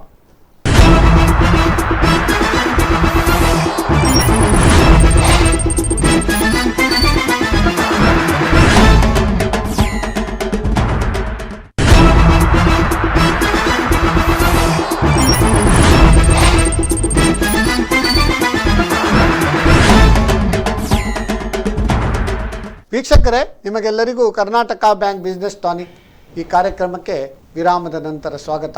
ಇಂದಿನ ವಿಷಯ ಆತ್ಮನಿರ್ಭರ್ ಭಾರತ್ ಅಭಿಯಾನ್, ನರೇಂದ್ರ ಮೋದಿಯವರ ಆತ್ಮನಿರ್ಭರ್ ಭಾರತ್ ಅಭಿಯಾನ್ ಹಾಗೂ RBI ಗವರ್ನರ್ ಶಕ್ತಿಕಾಂತ್ ದಾಸ್ ಅವರ ರಿಲೀಫ್ ಮೆಜರ್ಸ್, ಇದರ ಬಗ್ಗೆ ಸಮಗ್ರ ಮಾಹಿತಿ. ನಮ್ಮೊಂದಿಗಿದ್ದಾರೆ ಇರುವರು ತಜ್ಞರು, CA ಶಾಂತರಾಮ್ ಶೆಟ್ಟಿ ಹಾಗೂ ವಸಂತ ಶೆಟ್ಟಿ. ಈಗ ಶಾಂತರಾಮ್ ಶೆಟ್ಟಿ ಅವರೇ, ಈಗ ಕೇಂದ್ರ ಸರ್ಕಾರ ಎಲ್ಲ ಇಷ್ಟು ಮೆಜರ್ಸ್ ಮಾಡಿದ್ದಾರೆ. Reserve bank of India is also they are working in tandem ಅಂತ ಹೇಳ್ಬೋದು. ಅಂದರೆ ಒಟ್ಟಿಗೆ ಜೊತೆಯಾಗಿ ಕೆಲಸ ಮಾಡ್ತಾ ಇದ್ದಾರೆ. ಅದಕ್ಕೆ ನಮ್ಮ ಕರ್ನಾಟಕ ಸರ್ಕಾರ ಯಾವ ರೀತಿ ಸ್ಪಂದನೆ ಮಾಡಿದ್ದಾರೆ ಅದರ ಬಗ್ಗೆ ಒಂದು ಬ್ರೀಫ್ ಮಾಡ್ಬೋದಾ? ನಮಗೆಲ್ಲ ಗೊತ್ತಿದ್ದ ಹಾಗೆ ಬಹುಶಃ ಕರ್ನಾಟಕ ಸರ್ಕಾರ ಇವತ್ತು COVID-19 ಕಂಟ್ರೋಲ್ ಮಾಡೋದ್ರಲ್ಲಿ ಬಹಳ ಒಂದು ಮುಖ್ಯ ಪಾತ್ರ ವಹಿಸಿದೆ. ಬಹುಶಃ ಅತ್ಯುತ್ತಮವಾದ ಒಂದು ಸ್ಟೇಟ್ ಅಂತ ಹೆಗ್ಗಳಿಕೆಗೆ ಸಹ ಮೋದಿ ಅವರಿಂದ ಕರೆದುಕೊಂಡಿದೆ. ಕೊರೋನಾ ಬಂದದಿದ್ರು ನಾವು ಇಂಪೋರ್ಟ್ ಮಾಡಿ, ಕೊರೋನಾ ಬಂದದಿದ್ರು ಇಂಪೋರ್ಟೆಡ್ ಬಿಟ್ಟರೆ ಇಲ್ಲಿಂದಿಲ್ಲ. ಮಂಗಳೂರಲ್ಲಿ ಸ್ಟಾರ್ಟ್ ಆಗಿರೋ ಇಲ್ಲಿಂದ ಕೇಸ್ ಅಲ್ಲ, ಯಾವುದೂ ಸಹ ನಮಗೆ ಇಂಪೋರ್ಟ್ ಅಂತ ಹೇಳಿದರೆ ಬೇರೆ ರಾಜ್ಯದಿಂದ ಬಂದಿರ್ಬೋದು ಅಥವಾ ಹೊರದೇಶದಿಂದ ಬಂದಿರ್ಬೋದು, ಇಲ್ಲಿ ಬರಲಿಲ್ಲ. ಆದರೂ ಅದನ್ನು ನಮ್ಮ ಕನ್ನಡಿಗರಂತ ಹೇಳಿಬಿಟ್ಟು ನಾವು ಅವರನ್ನು ಚಂದವಾಗಿ ಅವರ ಕೋವಿಡ್ ವಿಷಯದಲ್ಲಿ ಅವರಿಗೆ ಯಾವುದೇ ಒಂದು ತಾರತಮ್ಯವಿಲ್ಲದೆ ನಾವು ಅವರನ್ನು ರಕ್ಷಿಸಿದ್ದೇವೆ. ಬಹುಶಃ ನೀವು ಈ ಫೈನಾನ್ಷಿಯಲ್ ಅದರಲ್ಲಿ ಯಾವಾಗಲೂ ಅಡ್ವರ್ಟೈಸ್ಮೆಂಟ್ ಬರ್ತಾ ಇರ್ತದೆ ನಮ್ಮ ರೇಡಿಯೋದಲ್ಲಿ. ನಾವು ರೋಗದ ಜೊತೆ ಹೋರಾಡಬೇಕು ವಿನ ರೋಗಿಯ ಜೊತೆಗಲ್ಲ. 100ಕ್ಕೆ 100 ಸತ್ಯ. ಬಹುಶಃ ಕರ್ನಾಟಕದಲ್ಲಿ ನಮಗೆಲ್ಲ ತಿಳಿದ ಹಾಗೆ ಮೋದಿಯವರ 20 ಲಕ್ಷದ ಪ್ಯಾಕೇಜಿನೊಂದಿಗೆ ಬಹುಶಃ ಕರ್ನಾಟಕ ಗವರ್ಮೆಂಟ್ ಅವರು 2280 ಕೋಟಿ ಆಲ್ಮೋಸ್ಟ್ ಅರೌಂಡ್ ಅಷ್ಟು ಪ್ಯಾಕೇಜನ್ನು ಡಿಕ್ಲೇರ್ ಮಾಡಿ. ಅದರಲ್ಲಿ ಏನು ಮಾಡಿದ್ದಾರೆ ಅಂತ ಹೇಳಿದರೆ, ಬಹುಶಃ ನಮ್ಮ ಈ ಅಸಂಘಟಿತ ಕಾರ್ಮಿಕರನ್ನು ಗಮನದಲ್ಲಿಟ್ಟುಕೊಂಡು ಅವರಿಗೆ ಡೈರೆಕ್ಟಾಗಿ ಕ್ಯಾಶ್ ಟ್ರಾನ್ಸ್ಫರ್ ಮಾಡುವ ವ್ಯವಸ್ಥೆಯನ್ನು, ಇವತ್ತು ಬಾರ್ಬರಿಗೆ 5,000 ಇರ್ಬೋದು, ಆಟೋ ಡ್ರೈವರಿಗೆ 5,000 ಇರ್ಬೋದು, ಅಥವಾ ಫ್ಲವರ್ ಕಲ್ಟಿವೇಟ್ ಮಾಡ್ತಾರೆ ಅವರಿಗೆ ಹೆಕ್ಟೇರ್ಗೆ 25,000 ರೂಪಾಯಿ, ಅವರು ಏನು ಲಾಕ್ಡೌನಲ್ಲಿ ಲಾಸ್ ಆಗಿದೆ. ನಂತರ 15,000 ರೂಪಾಯಿ ಹಾರ್ಟಿಕಲ್ಚರ್ ವರ್ಕರ್, ಅವರು ಏನು ಹಾರ್ಟಿಕಲ್ಚರ್ ಮಾಡಿ ಅವ್ರ ಹತ್ರ ಏನಾಗಿದೆ ಹೆಕ್ಟೇರ್ಗೆ 15,000 ಇದು ಮಾಡಿದರು. ಆಶಾ ಕಾರ್ಯಕರ್ತರಿಗೆ 3,000 ರೂಪಾಯಿಯನ್ನು ತಿಂಗಳಿಗೆ ಅಡಿಷನಲ್ ಆಗಿ ಕೊಡುವಂಥ ಒಂದು ಇನ್ಸೆಂಟಿವ್ ಮಾಡಿದರು. ಹೀಗೆ ಹಲವು ಕಾರ್ಯಕರ್ತರಿಗೆ ಮತ್ತೆ ನೇಕಾರ್ ಸಮ್ಮಾನ್ ಯೋಜನೆ ಅಂತ ಅವರಿಗೆ ಒಂದು 3,000 ರೂಪಾಯಿಯನ್ನು ಕೊಡುವುದನ್ನು ಮಾಡಿದರು. ಹಾಗೆ ಬೇರೆ ಬೇರೆ ಕಾರ್ಯಕ್ರಮಗಳನ್ನು ಮಾಡಿದ್ದಾರೆ. ಹಾಗಾಗಿ ಆ ರೀತಿಯಲ್ಲಿ ಒಂದು ಜನರನ್ನು ಬಹುಶಃ ಯಾವುದೇ ರೀತಿಯಲ್ಲಿ COVID-19ಇಂದ ಅವರಿಗೆ ಆಹಾರಕ್ಕೆ ವಸತಿಗೆ ತೊಂದರೆ ಆಗಬಾರ್ದು ಅಂತ ಹೇಳುವ ನಿಟ್ಟಿನಲ್ಲಿ ಫುಡ್ ಪ್ಯಾಕೆಟನ್ನು ನಿಮ್ಗೆ ಗೊತ್ತಿದ್ದ ಹಾಗೆ ಅವರ ಪ್ಯಾಕೇಜಲ್ಲಿ 19.20 crore ಫುಡ್ ಪ್ಯಾಕೇಜನ್ನು ಡಿಸ್ಟ್ರಿಬ್ಯೂಟ್ ಮಾಡಿದ್ದಾರೆ. ಹಾಗೆ 4.86 ಕೋಟಿ ರೇಷನ್ ಕಿಟ್ಟನ್ನು ಕೊಟ್ಟಿದ್ದಾರೆ. ಹಾಗೂ 5.02 crore ಫೇಸ್ ಕವರನ್ನು ಇಶ್ಯೂ ಮಾಡಿದ್ದಾರೆ. ಇನ್ನು 53.87 ಲಕ್ಷ PM ರಿಲೀಫ್ ಪ್ಯಾಕೇಜನ್ನು ಈಗಾಗಲೇ ಹಸ್ತಾಂತರಿಸಿ ಆಗಿದೆ. ಹಾಗಾಗಿ ಇದೊಂದು ಅದ್ಭುತವಾದ ಪ್ಯಾಕೇಜ್ ನಮ್ಮ ಕರ್ನಾಟಕ ಗೌರ್ಮೆಂಟ್ ಕೊಟ್ಟಿದೆ. ಯಾಕೆಂದರೆ ಬಹುಶಃ ನಮ್ಮ ಗೌರ್ಮೆಂಟಿಗೆ ಬೇಕಾದ ರೆವಿನ್ಯೂವೇ ಬಹುಶಃ ನಿಮ್ಗೆ ಗೊತ್ತಿದ್ದ ಹಾಗೆ ಲಿಕ್ಕರ್, ಬಹುಶಃ ಅದನ್ನು ಕಳೆದ 2-2.5 ತಿಂಗಳಿಂದ ಯಾವುದೇ ಇನ್ಕಮ್ ಇಲ್ಲ. ಅಂಥ ಪರಿಸ್ಥಿತಿಯಲ್ಲಿ ಬಹುಶಃ ನಮ್ಮ ಕರ್ನಾಟಕ ಸರ್ಕಾರ ಒಳ್ಳೆಯ ಒಂದು ಕಾರ್ಯಕ್ರಮವನ್ನು ಹಾಕ್ಕೊಂಡು ನಮ್ಮ ಈ ಮೈಗ್ರೆಂಟ್ ಲೇಬರ್ಸ್ ಇರ್ಬೋದು ಅಥವಾ ಲ್ಯಾಂಡ್ಲೆಸ್ ಲೇಬರ್ಸ್ ಇರ್ಬೋದು ಅಥವಾ ನಮ್ಮ ಯಾವುದೇ ಡಿಸೇಬಲ್ಡ್ ಇರ್ಬೋದು ಎಲ್ಲವರನ್ನ ಗಮನಕ್ಕೆ ತೆಗೆದುಕೊಂಡು ಒಂದು ಒಳ್ಳೆ ಎಕನಾಮಿಕ್ ಪ್ಯಾಕೇಜ್ ಅನ್ನು ಕೊಟ್ಟಿದ್ದಾರೆ. ಸಮಾಜದ ಎಲ್ಲಾ ವರ್ಗಗಳಿಗೂ ತಲುಪುವ ಕಾರ್ಯಕ್ರಮವನ್ನು ಒಳ್ಳೆ ಉತ್ತಮ ರೀತಿಯಲ್ಲಿ ಮಾಡಿದ್ದಾರೆ. ಹಾಗೆ ಹೌದು. ಓಕೆ, ಒಂದು ವೀಕ್ಷಕರ ಕರೆ ಉಂಟು, ಅಟೆಂಡ್ ಆಗುವ. ಹಲೋ ಹಲೋ, ಯಾರು ಮಾತಾಡೋದು? ಕಲ್ಲೂರಾಯರು. ನಮಸ್ಕಾರ ಕಲ್ಲೂರಾಯರಿಗೆ, ನಿಮ್ಮ ಪ್ರಶ್ನೆ ಕೇಳಬಹುದಾ? ಕಲ್ಲೂರಾಯರು, ರೋಹಿತ್ ನಗರ. ನಮಸ್ಕಾರ. ನಮಸ್ಕಾರ ಕಲ್ಲೂರಾಯರು, ನಮಸ್ಕಾರ. ನಮಸ್ಕಾರ. ನಮಸ್ಕಾರ. ಬಾರಿ ನಿಮ್ಗೆ ಇದು ಒಳ್ಳೆ ಬಾರಿ ಒಳ್ಳೇದಾಯ್ತು, ನೀವೆಲ್ಲ ಇದ್ದೀರಿ. ನನ್ನ ಸಣ್ಣೊಂದು ಪ್ರಾಬ್ಲಮ್ ಅಂತ ಹೇಳಿದ್ರೆ, ನಮ್ದು ಒಂದು ನಿಮ್ಮ ಟಿವಿಯನ್ನು ಒಂದು ಮ್ಯೂಟ್ ಮಾಡ್ತೀರಾ ಸ್ವಾಮಿ? ಕಂಪನಿ ಉಂಟು. ಅಲ್ಲ, ಟಿವಿಯನ್ನು ಒಂದು ಮ್ಯೂಟ್ ಮಾಡಿ ಮಾತಾಡಿದ್ರೆ ಒಳ್ಳೇದಿತ್ತು. ಹೇಳಿ. ನಮ್ದು MSME ಕಂಪನಿ ಉಂಟು. ಈ ಕಂಪನಿಗೆ ಪ್ರಾಬ್ಲಮ್ ಅಂತ ಹೇಳಿದ್ರೆ, ನಾವು ಕೆಲಸ ಮಾಡಿ ನಾವು ಇನ್ವಾಯ್ಸ್ ಕೊಟ್ಟು 1 ವರ್ಷ 1.5 ವರ್ಷ ಆದ್ರೂ ಅವರ ಪೇಮೆಂಟ್ ಮಾಡುದಿಲ್ಲ. ನೀವು ಈ MSMEಗೆ ನೀವು ಬೆನಿಫಿಟ್ ಕೊಡೋದಕ್ಕಿಂತಲೂ MSMEಗೆ ಗವರ್ಮೆಂಟ್ ಇದು ನಾವು ಇದು ಕೊಟ್ಟ ಮೇಲೆ ಯಾವುದು ಇನ್ವಾಯ್ಸ್ ಕೊಟ್ಟ ಮೇಲೆ 45 ದಿವಸದಲ್ಲಿ ಅವರು ಕೊಡಬೇಕು ಅಂತೇಳಿ ಕಂಪಲ್ಸರಿ ಮಾಡಬೇಕು. ಕೊಡದಿದ್ರೆ 10% 15% ಇಂಟ್ರೆಸ್ಟ್ ಸೇರಿಸಿ ಕೊಡಬೇಕು ಅಂತೇಳಿ ಗವರ್ಮೆಂಟ್ ಮಾಡಿದ್ರೆ, ನೀವು ಈ ಇದು MSMEಗೆ ಬೆನಿಫಿಟ್ ಕೊಡುದು ಬೇಡ. ನಮಗೆ ಮೇನ್ ಪ್ರಾಬ್ಲಮ್ ಅಂತ ಹೇಳಿದ್ರೆ ಹಣ ಬರುದಿಲ್ಲ. ಎಲ್ಲಿಂದ ಬರುದಿಲ್ಲ? ಸರ್ಕಾರದಿಂದ, ಜನರ ಹತ್ರ, ಬೇರೆ ಜನ ಅಲ್ಲ, ಅದು ಗವರ್ಮೆಂಟ್ ಸೆಮಿ ಗವರ್ಮೆಂಟ್ ಇಂಥದೆಲ್ಲ. ಕೆಲವೊಂದು ಕರ್ನಾಟಕ ಗವರ್ಮೆಂಟ್ ಇಂದ ಕೆಲಸ ಉಂಟು, ಹಣ ಕೊಡುದಿಲ್ಲ ಅವರು. ಹಣ ಬರ್ಲಿಲ್ಲ, ಫಂಡ್ ಇಲ್ಲ, ಹಾಗೆ ಹೀಗೆ ಅಂತ ಹೇಳ್ತಾರೆ. ಈಗ ನಾವು 1 ವರ್ಷ ಮೊದಲು ನಾವು ಇನ್ವಾಯ್ಸ್ ಮಾಡಿದ್ದು ಇಮಿಡಿಯೇಟ್ಲಿ ಅದ್ರ ಇದಕ್ಕೂ ಕೊಡ್ಬೇಕು, ಯಾವುದು ಅದ್ರ ಇದು ಟ್ಯಾಕ್ಸ್ ಎಲ್ಲ ಕೊಡ್ಬೇಕು, ಅದ್ರದ್ದು ಬಹಳ ಉತ್ತಮ ಕೊಡ್ಬೇಕು. ನಾವು ಹಣವೂ ಖರ್ಚು ಮಾಡಿದೆವು, GST ಕೊಟ್ಟು 1 ವರ್ಷ ಕಳೆದು ಕೂಡ ಬರುದಿಲ್ಲ. ಸೊ ಇದಕ್ಕೆ ಎಂತ ಪರಿಹಾರ ಮಾಡಬೇಕು. ಬಹಳ ಉತ್ತಮ ಪ್ರಶ್ನೆ. ಈಗ ಕಲ್ಲೂರಾಯರು ಹೇಳಿದ್ರು ಈ ಹಣ ಬರುದಿಲ್ಲ ಅಂತ. ಈಗ ನೋಡಿರ್ಬಹುದು, ನಮ್ಮ ನಿತಿನ್ ಗಡ್ಕರಿ ಅವರು, ನಮ್ಮ ಮಿನಿಸ್ಟ್ರಿ ಹೇಳಿದ್ದಾರೆ, ಇಂಡಸ್ಟ್ರಿ ಮಿನಿಸ್ಟರ್, ಏನಂತ ಹೇಳಿದ್ರೆ 5 ಲಕ್ಷ ಕೋಟಿ ರೂಪಾಯಿ ನಮ್ಮ ಸಿಸ್ಟಮ್ ಅಲ್ಲಿ PSU ಮತ್ತೆ ಸರ್ಕಾರದಿಂದ ಬಾಕಿ ಇದೆ. 45 ದಿನದಲ್ಲಿ ಆದ್ರೆ MSMEಗೆ 45 ದಿನ ಕೊಡೋದು ವೆರಿ ವೆರಿ ಇಂಪಾರ್ಟೆಂಟ್. ಅದಕ್ಕೆ ಸ್ಟ್ರಿಕ್ಟ್ ಆಗಿ ಯಾವುದೇ ಇದಿಲ್ಲ, ಹೇಳ್ತಾರೆ ಬಿಟ್ರೆ ನಾವು ಎಲ್ಲಿ ಮಾಡಿದ್ರೆ ಹಣ ಬರ್ತದೆ ಅಂತ ಹೇಳೋದು. ಅದಕ್ಕೆ clarity one of the best method ಅದು. ಯಾಕಂದ್ರೆ ಎಲ್ಲ ಬ್ಯಾಲೆನ್ಸ್ ಶೀಟ್ ಅಲ್ಲಿ ನೋಡಿದ್ರು ನನಗೆ ಕೊಡ್ಲಿಕ್ಕಿದೆ, ಇನ್ನೊಬ್ಬನಿಗೆ ಬರ್ಲಿಕ್ಕಿದೆ, ಬಿಟ್ರೆ ಕ್ಯಾಶ್ ಫ್ಲೋ ಇಲ್ಲ. ಹಾಗಾಗಿ ಎಲ್ಲರೂ ಫೇಸ್ ಮಾಡುವಂತ ಗ್ರೇಟೆಸ್ಟ್ ಡಿಫಿಕಲ್ಟಿ. ಹಾಗಾಗಿ ಅದಕ್ಕೆ ನಿಜವಾಗಿ ಅದಕ್ಕೊಂದು ಇಮಿಡಿಯೇಟ್ ನಾವು ಅದರ ಬಗ್ಗೆ ಒಂದು ಕಲ್ಲೂರಾಯರು ಹೇಳಿದ ಹಾಗೆ ಆಕ್ಷನ್. ಇದು ಕಲ್ಲೂರಾಯ ಒಬ್ಬರಿಗೆ ಅಲ್ಲ, ಇಡೀ ನಮ್ಮ ಮಂಗಳೂರು ಪ್ರಾಬ್ಲಮ್ ಇದೆ. ಇದು ಉಂಟಲ್ಲ, ಇವರು ಕಲ್ಲೂರಾಯರು ಹೇಳಿದ ವಿಷಯ ಉಂಟಲ್ಲ, ಇದು MSME ಆಕ್ಟ್ ಅಲ್ಲಿ ಇದೆ. ಅವರು 45 ಡೇಸ್ ಒಳಗೆ ಕೊಡಬೇಕಂತ ಇದೆ. ಕೊಡದೇ ಇದ್ರೆ 90 ಡೇಸ್ ಒಳಗೆ ಎಷ್ಟು 12% 10% ಇಂಟ್ರೆಸ್ಟ್ ಕೊಡಬೇಕು. ಇಂಥದ್ದೆಲ್ಲ MSME ಆಕ್ಟ್ 2006 ಅಲ್ಲಿ ಇದೆ. ಹೌದು. ಇನ್ನೊಂದು ನಾನು ಎಡಿಷನ್ ಏನು ಪ್ರಾಕ್ಟಿಕಲಿ ಅದು ಉಪಯೋಗ ಆಗ್ತಾ ಇಲ್ಲ. ಅಲ್ಲ, ನಾವೀಗ ಕಂಪನಿದು ಬ್ಯಾಲೆನ್ಸ್ ಶೀಟ್ ಮಾಡೋ ಕೂಡ MSMEಗೆ ಎಷ್ಟು ಡ್ಯೂಸ್ ಎಲ್ಲ ಕೊಡ್ಲಿಕ್ಕೆ ಉಂಟು, ಅದ್ರ ಏಜಿಂಗ್ ಎಲ್ಲ ಕಮೆಂಟ್ ಮಾಡ್ಲಿಕ್ಕೆ. ಯಾಕಂದ್ರೆ ಫೈನಾನ್ಸ್ ಮಾಡೋ ಕೂಡ ಏಜ್ ಮೇಲೆ ಡೆಟ್ ಫೈನಾನ್ಸ್ ಮಾಡೋದು. ಇನ್ ಎಡಿಷನ್ ಟು ದಟ್, ನನ್ನ ಅಬ್ಸರ್ವೇಷನ್, ನಮ್ಮ ಕೆಲವು ಕ್ಲೈಂಟ್ಸ್, ನಮ್ಮ ಹಿತೈಷಿಗಳು ಹೇಳ್ತಾರೆ, ಚೆಕ್ ಕೊಡ್ತಾರೆ. ಚೆಕ್ ರಿಟರ್ನ್ ಆದಾಗ ಎಲ್ಲ ಕಾನೂನು ಚೇಂಜ್ ಮಾಡಿದ್ರು, ನೆಗೋಷಿಯಬಲ್ ಇನ್ಸ್ಟ್ರೂಮೆಂಟ್. ಆದರೆ ನಿಮಗೆ 1 ವರ್ಷ 2 ವರ್ಷ ಆದ್ರೂ ಚೆಕ್ ಅನ್ನು ಕೋರ್ಟಿಗೆ ಹಾಕಿದ್ರೆ ಅವನಿಗೆ ರಿಕವರಿ ಆಗುದಿಲ್ಲ. 2 ವರ್ಷ ಅಲ್ಲ, ಚೆಕ್ ಬೌನ್ಸ್ ಕೇಸ್ ಉಂಟಲ್ಲ, 90% ಇಸ್ ವೇಸ್ಟ್. ಹಾಗಿದ್ರೆ ನಮ್ಮ ಡಿಜಿಟಲ್ ಇಂಡಿಯಾದ ಅರ್ಥ ಏನು? How can I take the cheque? What confidence I have to receive the cheque? ಅದಕ್ಕೆ ಸರಿಯಾದ ಒಂದು ವ್ಯವಸ್ಥೆ ಆಗಬೇಕು. ಆ ಚೆಕ್ ಅನ್ನ within not more than 2-3 months ಒಳಗೆ ರಿಕವರಿ ಆಗದಿದ್ರೆ ಇಶ್ಯೂ ಮಾಡಿದ ವ್ಯಕ್ತಿಗೆ ಅದು ಫೈನಾನ್ಷಿಯಲ್ ಇರ್ಬೋದು, ನಾನ್ ಫೈನಾನ್ಷಿಯಲ್ ಪೆನಾಲ್ಟಿ ಇರ್ಬೋದು, ಅದಕ್ಕೆ ಸರಿಯಾದ ವ್ಯವಸ್ಥೆ ಮಾಡಿದರೆ ಖಂಡಿತ ನಮ್ಮ ಈ MSMEಗಳ ಬದುಕಲಿಕ್ಕೆ 80% ಸಿಮ್ಯುಲೇಟ್ ನೀವು ಹೇಳೋದಕ್ಕೆ ನೆಗೋಷಿಯಬಲ್ ಇನ್ಸ್ಟ್ರೂಮೆಂಟ್ ಆಕ್ಟ್ ಅನ್ನೇ ಅಮೆಂಡ್ ಮಾಡಬೇಕು ಅಂತ. ಅಮೆಂಡ್ ಮಾಡಬೇಕು. ಚೆಕ್ ಇಶ್ಯೂ ಮಾಡುವಾಗ ಅವನಿಗೆ ಅರ್ಥ ಆಗಬೇಕು, ನಾನು ಏನಾದರೂ ಡಿಫಾಲ್ಟ್ ಆದ್ರೆ ಕರೆಕ್ಟ್ ನನಗೆ ತುಂಬಾ ತೊಂದರೆ ಆಗ್ತದೆ ಅಂತ. ಹಾಗಾಗಿ ಚೆಕ್ ಪ್ರಾಪರ್ಲಿ ಬಿಫೋರ್ ಇಶ್ಯೂ. ಅದು ಈ MSME ರಿಕವರಿ ಮತ್ತೆ ಇದು ಎರಡು ಸರಿ ಆದ್ರೆ MSMEಗಳಿಗೆ ನಿಮ್ಮ ಯಾವುದೇ ಈ ಡೆಟರ್ಸ್ ಔಟ್ಸ್ಟ್ಯಾಂಡಿಂಗ್ ಡ್ಯೂಸ್ ಅವರಿಗೆ ಮೇನ್ ಪ್ರಾಬ್ಲಮ್ ಖಂಡಿತ. ಅದು ಈಗ ವಸಂತ್ ಶೆಟ್ರೆ, ಈಗ ಎಮರ್ಜೆನ್ಸಿ ಕ್ರೆಡಿಟ್ ಲೈನ್ ಮತ್ತೆ ಕೋವಿಡ್ ಲೋನ್ ಅದೆರಡರಲ್ಲಿ ಏನು ಡಿಫರೆನ್ಸ್ ನೋಡಿ? ಕೋವಿಡ್ ಲೋನಿಗೂ ಎಮರ್ಜೆನ್ಸಿ ಕ್ರೆಡಿಟ್ ಲೈನಿಗೂ ಏನು ಡಿಫರೆನ್ಸ್, ಅದ್ರ ಬಗ್ಗೆ ಒಂದು ಆಯ್ತು ನೋಡಿ. ಕೋವಿಡ್-19 ಲೋನ್ ಅಂತ ಹೇಳಿದ್ರೆ ಅದು ವರ್ಕಿಂಗ್ ಕ್ಯಾಪಿಟಲ್ ಮೇಲೆ ಮಾತ್ರ 10% ಆಫ್ ದ ಔಟ್ಸ್ಟ್ಯಾಂಡಿಂಗ್ ಲಯಬಿಲಿಟಿ ಅವರಿಗೆ ಸಿಗ್ತದೆ. ಕೋವಿಡ್-19 ಅದಕ್ಕೆ ಪರ್ಟಿಕ್ಯುಲರ್ ಡೇಟ್ ಫೆಬ್ರವರಿ ಹಾಗೇನಿಲ್ಲ. ಎಷ್ಟು ಹಣ ಡ್ರಾ ಮಾಡಿದ್ದಾರೆ. ಕೋವಿಡ್ ಅಲ್ಲಿ ಹಾಗಿಲ್ಲ. ಕೋವಿಡ್ ಅಲ್ಲಿ ಅವರ ಔಟ್ಸ್ಟ್ಯಾಂಡಿಂಗ್ ಲಯಬಿಲಿಟಿ ಲಿಮಿಟ್ ಇದೆಯಲ್ಲ, ಲಯಬಿಲಿಟಿ ಇದೆಲ್ಲ, ಅದಕ್ಕೆ 10% ಲಿಮಿಟ್ ಮೇಲೆ ಕೊಡೋದು. ಹೌದು ವರ್ಕಿಂಗ್ ಕ್ಯಾಪಿಟಲ್ ಮಾತ್ರ ಅದರಲ್ಲಿ. ಮತ್ತೆ ಅದು 2 ವರ್ಷದಲ್ಲಿ ಇದ್ರೆ ಅದರಲ್ಲಿ ಮಾತ್ರ. ಟರ್ಮ್ ಲೋನ್ಗೆಲ್ಲ ಇಲ್ಲ, 10% ಮಾತ್ರ. ಹೌದು ಎಡಿಷನಲ್ ಸ್ಟಾಕ್ ಪ್ರೊಕ್ಯೂರ್ ಮಾಡಿ ಕೋಟಿ ಎಂಟೈರ್ ಇದು ಲಿಮಿಟ್ ಒಳಗೆ ಇರಬೇಕು. ಇಲ್ಲ, ಹಾಗಿಲ್ಲ. ಕೋವಿಡ್ ಅಲ್ಲಿ ಆ ರೀತಿ ಇಲ್ಲ. ಕೋವಿಡ್-19 ಲೋನ್ ಅಲ್ಲಿ ಏನಂತ ಹೇಳಿದ್ರೆ ಅವರಿಗೆ 10% of the limit or 150 crores ಇದೆ ಮ್ಯಾಕ್ಸಿಮಮ್ ಅಮೌಂಟ್. ಅದು ಏನೋ how far it is correct I don't know, but 150 crores ತಗೊಳ್ಬೇಕಾದ್ರೆ 10% ಅಂತ ಹೇಳಿ 1500 crores ಅವರಿಗೆ ಇರಬೇಕು ಅಡ್ವಾನ್ಸಸ್. ಮತ್ತೆ ಇನ್ನೊಂದು ಏನಂತ ಹೇಳಿದ್ರೆ ಅದರಲ್ಲಿ 2 years ಮೊನ್ನೆ ರಿಸರ್ವ್ ಬ್ಯಾಂಕ್ ಆಫ್ ಇಂಡಿಯಾದಲ್ಲಿ ಕೂಡ ಆ 25% ಎಕ್ಸ್ಪೋಜರ್ ಇದ್ದದ್ದು ಪರ್ ಬರೋವರಿಗೆ ಅದನ್ನು 30% ಕೂಡ ಇನ್ಕ್ರೀಸ್ ಮಾಡಿದ್ದಾರೆ. ಮತ್ತೆ ಅದರಲ್ಲಿ ಕೋವಿಡ್ ಲೋನ್ ಅಲ್ಲಿ ಅವನು he has to repay within 2 years, 6 months moratorium ಮತ್ತೆ 18 months ರೀಪೇಮೆಂಟ್. ಮತ್ತೆ only on working capital, that is only on working capital. ಮತ್ತೆ ಅದರಲ್ಲಿ ಕೂಡ ಇನ್ನೊಂದು ಕಂಡೀಷನ್ ಇದೆ, over dues not more than 60 days. ಅಂದ್ರೆ 60 days ಓವರ್ ಡ್ಯೂ ಇದ್ರೂ ತೊಂದರೆ ಇಲ್ಲ. SMA 0, SMA 1, SMA 2 ಇದ್ರೆ NPA ಇದ್ರೆ ಅವನಿಗೆ ಎಲಿಜಿಬಿಲಿಟಿ ಇಲ್ಲ.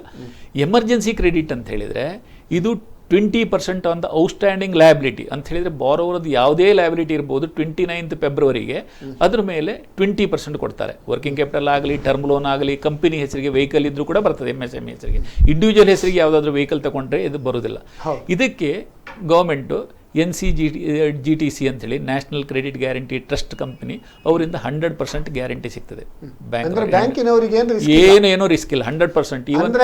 ಹೌದು, loan amount plus interest outstanding on that loan ಆ guarantee on the date of NPA ವರೆಗೆ ಗವರ್ನಮೆಂಟ್ ವಿಲ್ ಗಿವ್. ಇದರಲ್ಲಿ ರಿಪೇಮೆಂಟ್ ಇದು ಮತ್ತೆ ಅಮೌಂಟ್ ಅಂತ ಹೇಳಿದ್ರೆ 25 crores ಅವರದ್ದು ಲಯಬಿಲಿಟಿ ಇರಬೇಕು. As on 29th February outstanding liability ಇರಬೇಕು. ಮತ್ತು ಅವ್ರ limit in case of total limit ಎಲ್ಲ ಜಾಸ್ತಿ ಆದ್ರೆ 30 ಕೋಟಿ ಲಿಮಿಟ್ ಇದ್ದು ಲಯಬಿಲಿಟಿ 25 ಆದರೆ ಬರಲಿಕ್ಕಿಲ್ಲ ಅದರಲ್ಲಿ. ಇನ್ನೊಂದು ಮತ್ತೆ ಅವ್ರದ್ದು turn over should be less than 100 crores. Turn over less than 100. But ಈಗ ಮೊನ್ನೆ ಅವರು MSME ಡೆಫಿನಿಷನ್ ಹೌದು 200 crore ಮಾಡಿದ್ದಾರೆ. ಮೀಡಿಯಂ ಇಂಡಸ್ಟ್ರಿಗೆ 50 crores investment, 200 crores turn over ಅಂತ ಮಾಡಿದ್ದಾರೆ. ಬಟ್ ಈ purpose of emergency line of credit ಅದು 100 crores ಇದೆ ಆಸ್ ಆಫ್ ನೌ. ಏನೋ ಚೇಂಜಸ್ ಬಂದರೂ ಬರ್ಬೋದು, ಗೊತ್ತಾಗೋದಿಲ್ಲ. ಅಂದ್ರೆ Covid loan more than 100 crore ಇದ್ದವರಿಗೂ ಸಿಗ್ತದೆ. ಆದ್ರೆ ಎಮರ್ಜೆನ್ಸಿ ಕ್ರೆಡಿಟ್ ಇಲ್ಲ, ಅದು ಮ್ಯಾಕ್ಸಿಮಮ್ 5 crores ಅಷ್ಟೇ. ಎಮರ್ಜೆನ್ಸಿ ಕ್ರೆಡಿಟ್ ಲೈನ್ ಅಂತ ಹೇಳಿದ್ರೆ ಈಗ ಒಬ್ಬ ಮನುಷ್ಯನಿಗೆ ಟರ್ಮ್ ಲೋನ್ ಇದ್ದು ಟರ್ಮ್ ಲೋನ್ ಔಟ್ಸ್ಟ್ಯಾಂಡಿಂಗ್ ಅಮೌಂಟ್ ಮತ್ತೆ ವರ್ಕಿಂಗ್ ಕ್ಯಾಪಿಟಲ್ ಔಟ್ಸ್ಟ್ಯಾಂಡಿಂಗ್ ಅಮೌಂಟ್ ಅದರ ಮೇಲೆ 20% ಕೊಡ್ತಾರೆ. ಹೌದು, 4 years working capital term loan, 3 years repayment, 1 year moratorium. ಅಲ್ಲ, ಅದಕ್ಕೆ ಪರ್ಪಸ್ ಬೇಕಾ? ಪರ್ಪಸ್ ಏನ್ ಬೇಕಿಲ್ಲ, ಎಕ್ಸಿಸ್ಟಿಂಗ್ ಇದಕ್ಕೆ ಅದೇ ರೀತಿ ಆ ಅಮೌಂಟ್ ಯುಟಿಲೈಸೇಷನ್ ಅಂತ ಹೇಳಿದ್ರೆ ಅವರು ಎಡಿಷನಲ್ ಸ್ಟಾಕ್ ಪ್ರೊಕ್ಯೂರ್ಮೆಂಟ್ ಮಾಡ್ಲಿಕ್ಕೆ ಅವ್ರ ಬಿಸ್ನೆಸ್ ರೀಸ್ಟಾರ್ಟ್ ಮಾಡಬೇಕಾದ್ರೆ, ಈಗ ಕೋವಿಡ್ ಇಂದ ಕೆಲವು ಯೂನಿಟ್ಸ್ ಎಲ್ಲ ಕ್ಲೋಸ್ ಆಗಿದ್ದಾವೆ, ಅದನ್ನು ರೀಸ್ಟಾರ್ಟ್ ಮಾಡಬೇಕಾದ್ರೆ ಅವರಿಗೆ ರಾ ಮೆಟೀರಿಯಲ್ಸ್ ಬೇಕಾಗಬಹುದು, ಬೇರೆ ಇರ್ಬೋದು, ಸ್ಯಾಲರಿ ಪೇಮೆಂಟ್ ಇರ್ಬೋದು, ಗೌರ್ಮೆಂಟ್ ಡ್ಯೂಸ್ ಇರ್ಬೋದು, ಅದಕ್ಕೆಲ್ಲ ಪೇಮೆಂಟ್ ಮಾಡ್ಬೋದು. ಅಂದ್ರೆ ಎನ್ ಡ್ಯೂಸ್ ಅಂತೂ ಬ್ಯಾಂಕ್ ಟ್ಯಾಕ್ಸ್ ಬಾಕಿ ಇದ್ರೂ ಕಟ್ಬೋದು. ಎನ್ ಡ್ಯೂಸ್ ಬ್ಯಾಂಕ್ನವ್ರು ಎನ್ಶೂರ್ ಮಾಡೇ ಮಾಡ್ತಾರೆ. ಯಾಕಂದ್ರೆ ಈ ಲೋನ್ ಇದೆಯಲ್ಲ ಇದನ್ನ ಬೇರೆ ಡೈವರ್ಷನ್ ಎಲ್ಲ ಮಾಡ್ಲಿಕ್ಕೆ ಬಿಡ್ಲಿಕ್ಕಿಲ್ಲ. ಎನ್ ಡ್ಯೂಸ್ ಎನ್ಶೂರ್ಮೆಂಟ್ ಖಂಡಿತ ಬ್ಯಾಂಕಿಂದ ಇದ್ದೇ ಇರ್ತದೆ, ಎಲ್ಲ ಬ್ಯಾಂಕಿಂದ. ಅಂದ್ರೆ ನಿಮ್ಮ ಪ್ರಕಾರ it is A very good 20% additional. ಮತ್ತೆ ಇದಕ್ಕೆ ಏನು ಪ್ರೊಸೆಸಿಂಗ್ ಚಾರ್ಜಸ್ ಇಲ್ಲ, ಎಡಿಷನಲ್ ಸೆಕ್ಯೂರಿಟಿ ಇಲ್ಲ. ಎಕ್ಸಿಸ್ಟಿಂಗ್ ಸೆಕ್ಯೂರಿಟಿ ನೀವು ಏನು ಕೊಡ್ತೀರೋ ಅದನ್ನೇ ಕಂಟಿನ್ಯೂ ಮಾಡ್ತಾರೆ. 100% ಗ್ಯಾರಂಟಿ ಬೈ ದ ಗವರ್ಮೆಂಟ್. ಇದರಿಂದ ತುಂಬಾ ಒಳ್ಳೆ ಸ್ಕೀಮ್. ಮತ್ತೆ ಇಂಟ್ರೆಸ್ಟ್ ರೇಟ್ ಆಲ್ಸೋ ಈ ಮ್ಯಾಕ್ಸಿಮಮ್ ಅಂದ್ರೆ ಇದು ಮಾತ್ರ 3 ಲಕ್ಷ ಕೋಟಿ ಖರ್ಚಾಗುವವರೆಗೆ ಮಾತ್ರ 3 ಲಕ್ಷ ಕೋಟಿ ಖರ್ಚಾಗುವವರೆಗೆ ಅಥವಾ 31 ಅಕ್ಟೋಬರ್ ಅಲ್ಲಿವರೆಗೆ ಮಾತ್ರ. ಹೌದು, ಅದೇನಂತ ಹೇಳಿದ್ರೆ ಈ ಗೈಡ್ ಲೈನ್ಸ್ ಎಲ್ಲರೂ ಬೇಗ ಹೋಗಿ ಈ ಗೈಡ್ ಲೈನ್ಸ್ ಇಶ್ಯೂ ಆದ ನಂತರ 31st October is the last date. Or 3 lakh crore ಯಾವಾಗ ಖಾಲಿ ಆಗ್ತದೆ ಅದಕ್ಕೆ ಅಲ್ಲಿವರೆಗೆ ಮಾತ್ರ, ಅದಂತ ಆಗೋದಿಲ್ಲ. ಇನ್ನೊಬ್ರು ಕಾಲರ್ ಕರೆ ಉಂಟು. Hello, good morning. Good morning. Who's speaking? From Bombay. Just a question. Who's speaking? Two announcements made by the government. Hello. Who's speaking? Sorry? Who's speaking? Rajendra here from Bombay. Rajendra from Mumbai. Good morning. Good morning. Can you ask your question? Just wanted to check these two announcements made by the government, and 10% and 20%. Is 10 the subset of 20 or it is total 30? And second question is due to this schemes coming up, is the NPA not going to increase because of this people taking advantage of the schemes? So how we are going to monitor that aspect? Excellent question you asked. We are discussing the same thing. Rajendra, COVID loan 10%. ಹೌದು. In addition to that 20% or including COVID loan 20%? No. It's entirely two different loans. COVID loan is the guideline of the RBI. ಹೌದು, COVID loan is the guideline of RBI. This is the guideline of Finance Ministry. So ಊಟ ಬೇರೆ ಪಡಿ ಬೇರೆ. So you can have both. COVID loan, Rajendra ಅವರೇ, COVID loan that is 10% on your working capital limit, but the emergency credit is 20% on all your outstanding liability on 29th February. Including term loan also. Including term loan also. Suppose a person has only term loan, on that also you can take. On that also will get. But personal loans are not eligible. Correct. Personal loans are not eligible ಅದರಲ್ಲಿ. ಮತ್ತೆ monitoring mechanism. Monitoring ನಾನು ಆವಾಗಲೇ somebody has caused the question. No, what his concern is after giving this, because this is automatic system. ಹೌದು. That is emergency credit line. Whether it will not increase the NPA percentage in banking industry, that is the question. ಹೌದು, ಅದು ಆಗಬಾರ್ದು definitely, but there is a proper monitoring mechanism by the bank. Various monitoring mechanism ಇದೆ ಇರ್ತದೆ. In case the NPA increases also, definitely monitoring mechanism guarantee is there. Bank will not have any problem because government will give 100%. Bank has very less risk. Very less risk, but his contention is NPA will increase. If it is this loan 20% or 10%, it is used for the proper purpose for the development of business, then definitely absolutely there is no problem. Provided this COVID problem ಈಗ solved. ಇದು Covid lockdown extension ಮಾಡುವಾಗ ಸ್ವಲ್ಪ free ಬಿಟ್ಟಾಗೆ. ಹೌದು. Free ಬಿಟ್ರೆ ಏನಾಗ್ತದೆ, control ಮಾಡಿದ್ರು ಆಗ್ತದೆ, control ಮಾಡದೇಯೂ ಆಗ್ತದೆ. That is left to them. But that means we are in between the devil and deep sea. In between we have to act ಅಂತ ಬಹಳ ಒಂದು ಉತ್ತಮ ಪ್ರಶ್ನೆ ಕೇಳಿದ್ರು ರಾಜೇಂದ್ರ ಫ್ರಮ್ ಮುಂಬೈ. ಸೊ ಧನ್ಯವಾದಗಳು ನಿಮಗೆ. ಬಹಳ ಒಂದು ನೋಡಿ, ನಮ್ಮ ಮುಂಬೈಯಿಂದ ಕೂಡ ಕರೆ ಮಾಡಿ ಇದರ ಬಗ್ಗೆ ಒಂದು ಕೇಳ್ತಾರೆ. ಬಹಳ ಉತ್ತಮ ಪ್ರಶ್ನೆ. ಈಗ ನಾವು ಯಾವುದ್ರ ಬಗ್ಗೆ ಡಿಸ್ಕಸ್ ಮಾಡ್ತೀವಿ? ನಾವು ಎಮರ್ಜೆನ್ಸಿ ಕ್ರೆಡಿಟ್ ಲೈನ್. ಇನ್ನೂ ಸ್ವಲ್ಪ ಕಂಡೀಷನ್ಸ್ ಏನು? ಹೌದು, ಕಂಡೀಷನ್ಸ್ ಅಂತ ಹೇಳಿದ್ರೆ ಇಂಡಿವಿಜುವಲ್ಸ್ಗೆ ಅದು ಕೊಡ್ಲಿಕ್ಕಿಲ್ಲ ಅಂತಿದೆ.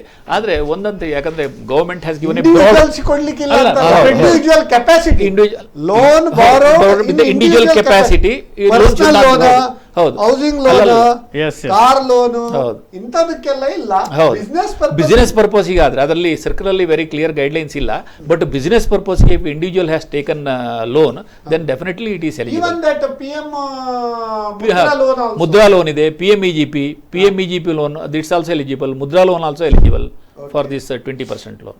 Even this PMEGP scheme. ಮತ್ತೆ ಇದರಲ್ಲಿ ಏನಂತ ಹೇಳಿ, ಒಂದು condition, GST registration wherever applicable ಇದ್ರೆ mandatory.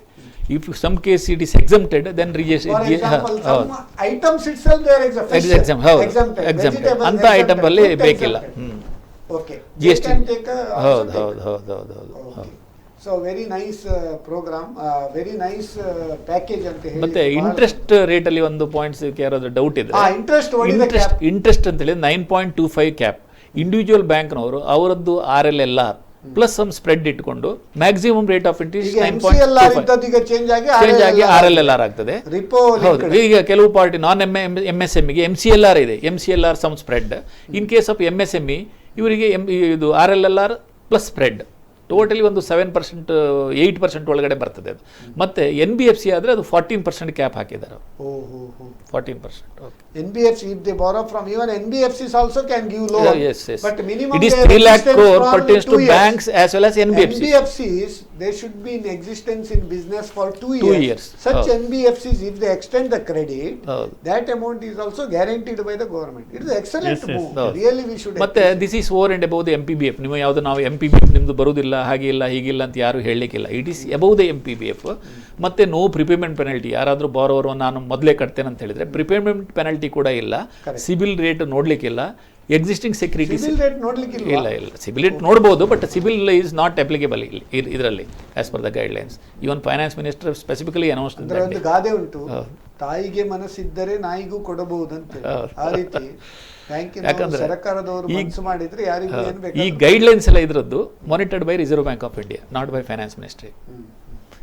NCGC is the ETC is the nodal agency. Reserve Bank will monitor the scheme. ಬಹಳ ಒಂದು ಉತ್ತಮ ಒಂದು ಇದು ಕಾರ್ಯಕ್ರಮ ಅಂತ ಹೇಳಲಿಕ್ಕೆ ಬಹಳ ಒಂದು ಸಂತೋಷ ಆಗ್ತದೆ. ಈಗ ಶಾಂತಾರಾಮ್ ಶೆಟ್ಟಿ ಅವರೇ, ಈಗ ಎಮರ್ಜೆನ್ಸಿ ಕ್ರೆಡಿಟ್ ಲೈನ್ ಬಗ್ಗೆ ನಾವು ಬ್ರೀಫ್ ಆಗಿ ಇದು ಮಾಡಿದ್ದೇವೆ. ಕೋವಿಡ್ ಲೋನಿಗೆ ಎಮರ್ಜೆನ್ಸಿ ಕ್ರೆಡಿಟ್ ಲೈನ್ ಡಿಫರೆನ್ಸ್ ಇದೆ. ಇವನ್ NBFC ಇಂದ ಕೂಡ ತಗೊಳ್ಬಹುದು. ಮತ್ತೆ ಈಗ ಮಲ್ಟಿಪಲ್ ಬಾರೋವಿಂಗ್ ಬೇರೆ ಬೇರೆ ಬ್ಯಾಂಕ್ ಅಂದ್ರೆ ಆಯಾ ಬ್ಯಾಂಕ್ ಅಲ್ಲಿ ತಗೊಳ್ಬಹುದು, ಒಂದೇ ಬ್ಯಾಂಕ್ ಅಲ್ಲಿ ಅವರು ಕೊಟ್ರೆ ತಗೊಳ್ಬಹುದು. NOC ತಗೊಂಡು. ಓಕೆ, ಈಗ ನಮ್ಮ ಟ್ಯಾಕ್ಸ್ ಬಗ್ಗೆ ಈ ಯಾವುದೆಲ್ಲ ರಿಫಾರ್ಮ್ಸ್ ಈ ಕೋವಿಡ್ ಪೀರಿಯಡ್ ಅಲ್ಲಿ ಮಾಡಿದ್ದಾರೆ ಅದರ ಬಗ್ಗೆ ಬ್ರೀಫ್ ಮಾಡಬಹುದಾ? Direct taxes, indirect tax. Yes ಯಾಕೆಂದ್ರೆ ಈಗ ನಮ್ಮ 28 ಫೆಬ್ರವರಿಯಿಂದ ಜೂನ್ ಎಂಡ್ ವರೆಗಿರುವ ಎಲ್ಲ ಇದನ್ನ ಪೋಸ್ಟ್ಪೋನ್ ಮಾಡಿದ್ದಾರೆ. ಡ್ಯೂ ಡೇಟ್ ಅನ್ನ ಪೋಸ್ಟ್ಪೋನ್ ಮಾಡಿದ್ದಾರೆ. ಈವನ್ ATC ಬೆನಿಫಿಟ್ ಕೂಡ 30th ಜೂನ್ ಫೈನಾನ್ಷಿಯಲ್ ಇಯರಿಗೆ ಅದು ಒಂದು ಒಳ್ಳೆ ಮೂವ್. 30th ಜೂನ್ ವರೆಗೆ ನೀವು ಇವನ್ PM ರಿಲೀಫ್ ಇರ್ಬೋದು, ATC ಎಲ್ಲ ಇದನ್ನು ಕಟ್ಟಿದ್ರು ಸಹ ನಮಗೆ ಬೆನಿಫಿಟ್ ಸಿಗ್ತದೆ. ಮತ್ತೆ ಕ್ಯಾಪಿಟಲ್ ಗೈನ್ ಅಲ್ಲಿ ಅವ್ರದ್ದು ಲಾಸ್ಟ್ ಡೇಟ್ 6 ಮಂತ್ ಇನ್ವೆಸ್ಟ್ಮೆಂಟ್ಗೆ, ಕನ್ಸ್ಟ್ರಕ್ಷನ್ ಆಫ್ ಹೌಸ್ಗೆ 3 years ಅಥವಾ ಪರ್ಚೇಸ್ ಆಫ್ ಹೌಸ್ 2 years ಇದ್ರೆ ಅದು ಕೂಡ ನೀವು ಈ ಲಾಕ್ಡೌನ್ ಪೀರಿಯಡ್ ಅಲ್ಲಿ ಇದಾಗಿ ಮೈನಸ್ ಮಾಡಿ 29th ಜೂನ್ ವರೆಗೆ ಯಾವುದು ಡ್ಯೂ ಡೇಟ್ ಉಂಟು ಅದು 30th ಜೂನ್ಗೆ ಎಕ್ಸ್ಟೆಂಡ್ ಮಾಡಿದ್ದಾರೆ. ಬಹಳ ಒಂದು ಒಳ್ಳೆ. ಆಮೇಲೆ ನಮಗೆ ಲಾಸ್ಟ್ ಇಯರ್ ಫೈನಾನ್ಷಿಯಲ್ 18-19 ಕೆಲವ್ರದ್ದು ಪೆಂಡಿಂಗ್ ಇರ್ತದೆ ರಿಟರ್ನ್, ಅದನ್ನು 30th ಜೂನ್ ವರೆಗೆ, otherwise after 31st March online file ಮಾಡ್ಲಿಕ್ಕೆ ಆಗುದಿಲ್ಲ. ಬಟ್ ಈಗ 30th ಜೂನ್ ವರೆಗೆ ಎಕ್ಸ್ಟೆಂಡ್ ಮಾಡಿದ್ದಾರೆ. ಅಂದ್ರೆ 31/3/2019 ಫೈನಾನ್ಷಿಯಲ್ ಇಯರ್ ಎಂಡಿಂಗ್ ಇದು IT ರಿಟರ್ನ್ ಅನ್ನು 30th June fine 31st March 2020 ವರೆಗಿತ್ತು, ಅದನ್ನೀಗ 30th June 2020 postpone ಮಾಡಿದ್ದಾರೆ. ಇನ್ನೊಂದು ಟ್ಯಾಕ್ಸ್ ಆಡಿಟ್ ಅನ್ನು ಅಕ್ಟೋಬರ್ ಮತ್ತೆ ನವೆಂಬರ್ ಈ ವರ್ಷದ 31/3/2020 ಇಯರ್ ಎಂಡಿಂಗ್ ಇದು ರಿಟರ್ನ್ ಫೈಲಿಂಗ್ ಅನ್ನು ಅದು 31st ಜುಲೈ ಇದ್ದದ್ದು 31st ಅಕ್ಟೋಬರ್ ಮಾಡಿದ್ದಾರೆ. ಮತ್ತೆ ಬಿಸ್ನೆಸ್ ಅಲ್ಲ ಟ್ಯಾಕ್ಸ್ ಆಡಿಟ್ ಕೇಸಸ್ಗೆ 30th ಸೆಪ್ಟೆಂಬರ್ ಇದ್ದದ್ದನ್ನು 30th ನವೆಂಬರ್ ಮಾಡಿದ್ದಾರೆ.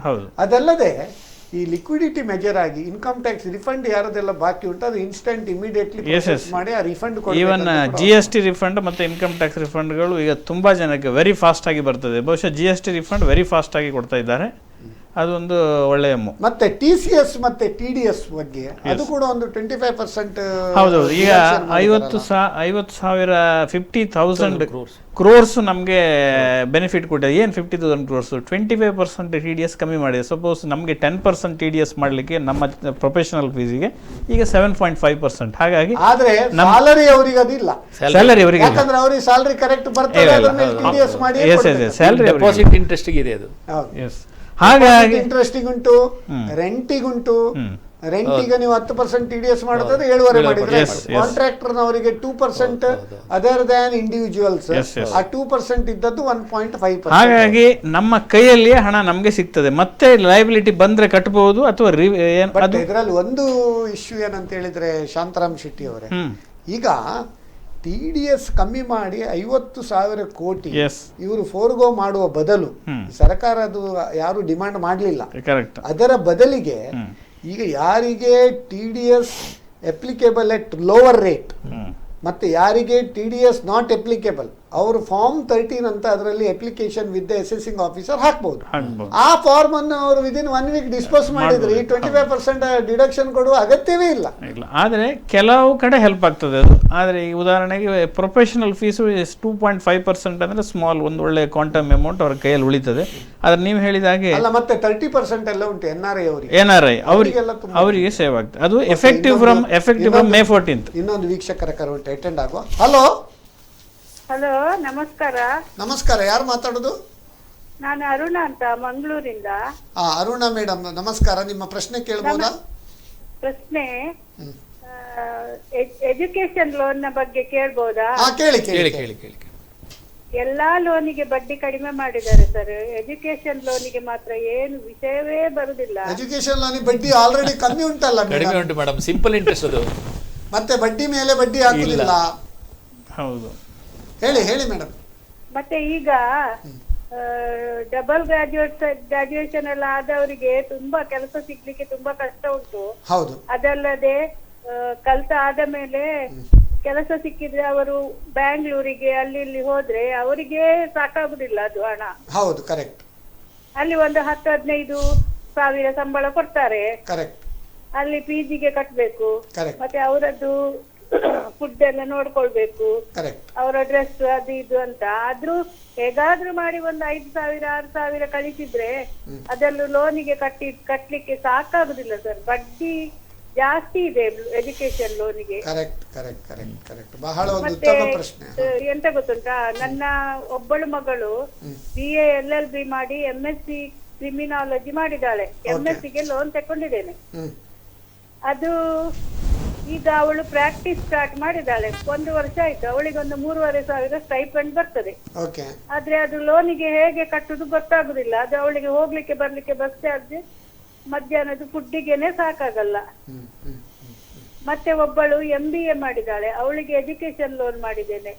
ಅವಳು ಬ್ಯಾಂಗ್ಳೂರ್ನಲ್ಲಿದ್ದಾಳೆ. ಅವಳು ಬ್ಯಾಂಗ್ಳೂರ್ನಲ್ಲಿ ಅವಳಿಗೆ ಒಂದು 15,000 ಸಂಬಳ ಸಿಕ್ಕಿದ್ರೆ ಅವಳು ಸ್ವಲ್ಪ ಲೋನಿಗೆ ಕಳಿಸ್ತಾಳೆ, ನಾನು ಕಟ್ತಾ ಇದ್ದೇನೆ.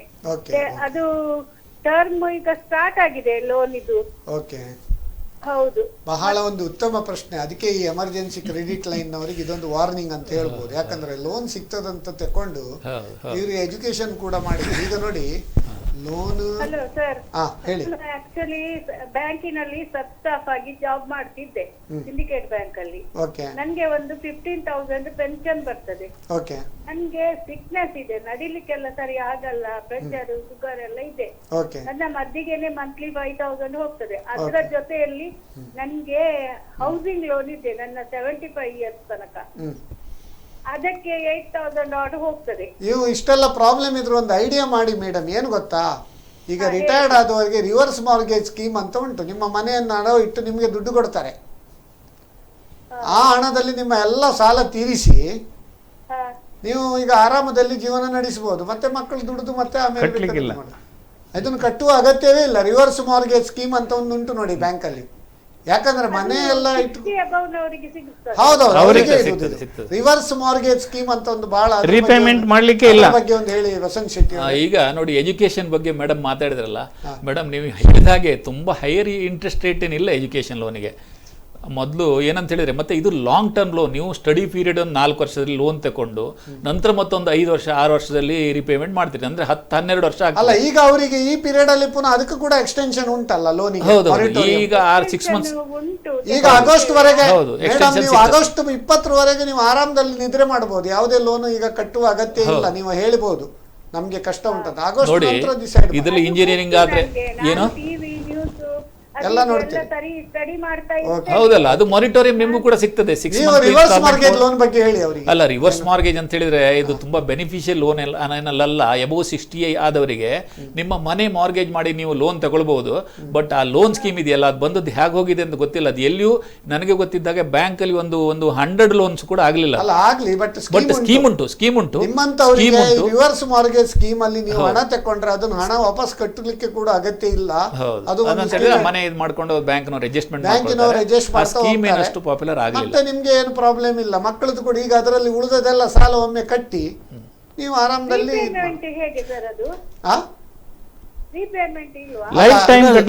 ಅಲ್ಲಲ್ಲ. ನೀವು ಅದು ಒಂದು ಕೆಲಸ ಮಾಡಿ, ನೀವು ಸಿಂಡಿಕೇಟ್ ಬ್ಯಾಂಕ್ ಕೆಲಸ ಮಾಡಿದ್ರಲ್ಲ, ನೀವು ಬ್ರಾಂಚಿಗೆ ಹೋಗಿ ರಿವರ್ಸ್ ಮಾರ್ಗೇಜ್ ಸ್ಕೀಮ್ ಒಂದು ಸ್ಕೀಮ್ ಉಂಟು, ಅದನ್ನ ಅವ್ರ ಹತ್ರ ಡೀಟೇಲ್ ಕೇಳಿ ಅದರ ಬಗ್ಗೆ ಒಂದು ಮಾಡಿ. ಆಯ್ತಾ? ಈ ಪ್ರಶ್ನೆ ಕೇಳಿದಕ್ಕೆ ಧನ್ಯವಾದಗಳು. ಎಜುಕೇಶನ್ ಲೋನ್ ಅವರಿಗೆ ಕ್ಲಾರಿಫಿಕೇಶನ್ ಆಯ್ತಾ? ಈಗ ಹೌದು, ಆಗಸ್ಟ್ 20 ಅವ್ರು ಕಟ್ಟಲಿಕ್ಕಿಲ್ಲ, ಕಟ್ಟಿದ್ರೆ ಆಯ್ತು. ಓಕೆ, ಈಗ ಒಂದು ಕರ್ನಾಟಕ ಬ್ಯಾಂಕ್ ಬಿಸ್ನೆಸ್ ಟಾನಿಕ್ ಈ ಕಾರ್ಯಕ್ರಮಕ್ಕೆ ಒಂದು ಚಿಕ್ಕ ವಿರಾಮದ ನಂತರ ಈ ಕಾರ್ಯಕ್ರಮವನ್ನು ಮುಂದುವರಿಸ್ತೇವೆ. ವೀಕ್ಷಕರೇ, ಬ್ರೇಕ್ಗೆ ಬಾದ್.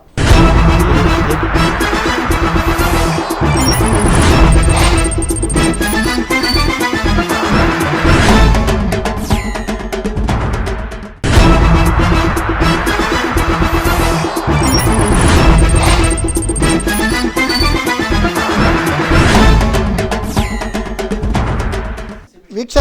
ಕರ್ನಾಟಕ ಬ್ಯಾಂಕ್ ಬಿಸ್ನೆಸ್ ಟಾನಿಕ್ ಈ ಕಾರ್ಯಕ್ರಮಕ್ಕೆ ಮಗದೊಮ್ಮೆ ವಿರಾಮದ ನಂತರ ಸ್ವಾಗತ.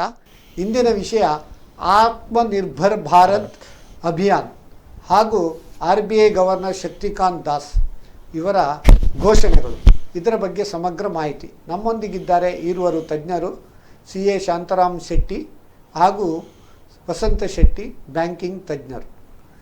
ಈಗ ವಸಂತ ಶೆಟ್ಟಿ ಅವರೇ, ಈ ಅನೇಕ ಒಂದು ರಿಫಾರ್ಮ್ಸ್ ಎಲ್ಲ ಮಾಡಿದ್ದಾರೆ. ಈ ರಿಫಾರ್ಮ್ಸ್ ಒಟ್ಟಿಗೆ ಕೆಲವು ಸ್ಟ್ರಕ್ಚರಲ್ ರಿಫಾರ್ಮ್ಸ್ ಕೂಡ ತಗೊಂಡಿದ್ದಾರೆ. ಓಕೆ, ಆ ಸ್ಟ್ರಕ್ಚರಲ್ ರಿಫಾರ್ಮ್ಸ್ ಬಗ್ಗೆ ಏನಾದರೂ ಬ್ರೀಫ್ ಇದ್ರೆ ಹೇಳ್ಬೋದಾ? ಓಕೆ ಓಕೆ ಸ್ಟ್ರಕ್ಚರಲ್ ರಿಫಾರ್ಮ್ಸ್ ಅಂತ ಹೇಳಿದರೆ ಒಂದು ಫೈನಾನ್ಸನ್ನು ಸ್ವಲ್ಪ ಈಸ್ ಮಾಡೋದು ಅಂತ ಹೇಳಿದರೆ 3 lakh crore ಲೋನ್ ಕೊಟ್ಟಿದ್ದಾರೆ, ಕೊಲಾಟ್ರಲ್ ಫ್ರೀ ಲೋನು.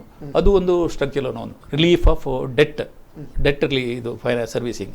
ಅದಕ್ಕೆ ಮೊರಿಟೋರಿಯಂ ಪೀರಿಯಡ್ ಕೊಟ್ಟಿದ್ದಾರೆ, 6 months ಮೊರಿಟೋರಿಯಂ. ಅದೇ 20 ಲಕ್ಷ ಕೋಟಿ ಅಂತ ಹೇಳಿದ್ರಲ್ಲ, ಅದು 20 ಲಕ್ಷ ಕೋಟಿ ಅಲ್ಲದೆ ಈ ಮೊರಿಟೋರಿಯಂ ಪೀರಿಯಡ್ ಇದು ಕನ್ಸೆಷನ್ ಕೊಟ್ರೆ ಅದು ಕೂಡ ಒಂದು 7 ಲಕ್ಷ ಕೋಟಿ ಆಗ್ತದೆ. 27 ಲಕ್ಷ ಕೋಟಿ ಪ್ಯಾಕೇಜ್ ಅಂತ ಹೇಳ್ಬೋದು. ಹೌದು ಅಂತ ಹೇಳಿದರೆ ಒಂದು ಕೊಲಾಟ್ರಲ್ ಫ್ರೀ ಲೋನ್ ಆಯಿತು, ಇನ್ನೊಂದು ನಿಮಗೆ ಎಕ್ಸ್ಪೋರ್ಟರ್ಸಿಗೆ ಅವರಿಗೆ ಪೀರಿಯಡ್ ಪ್ಯಾಕಿಂಗ್ ಕ್ರೆಡಿಟ್ ಪೀರಿಯಡ್ ಎಲ್ಲ ಎನ್ಹಾನ್ಸ್ಮೆಂಟ್ ಮಾಡಿದ್ದಾರೆ. ಇಂಟ್ರೆಸ್ಟ್ ಸಬ್ವೆನ್ಷನ್ 2% ಇಂಟ್ರೆಸ್ಟ್ ಸಬ್ವೆನ್ಷನ್ ಅದು ಮೊದಲಿಂದನೇ ಇತ್ತು, ಇವರೇನು ಹೊಸದಾಗಿ ಮಾಡಲಿಲ್ಲ. 2% ಇಂಟ್ರೆಸ್ಟ್ ಸಬ್ವೆನ್ಷನ್ ಮೊದಲಿಂದನೇ ಇತ್ತು ಅದು. ಮತ್ತು ಫೈನಾನ್ಷಿಯಲ್ ಕನ್ಸ್ಟೆಂಟ್ಸ್ ಸ್ಟೇಟ್ ಗೌರ್ಮೆಂಟ್ಸಿಗೆಲ್ಲ ಏನಾದರೂ ಇದೆ, additional finance to state government, ಇದೆಲ್ಲ some structural reforms, major structural reforms.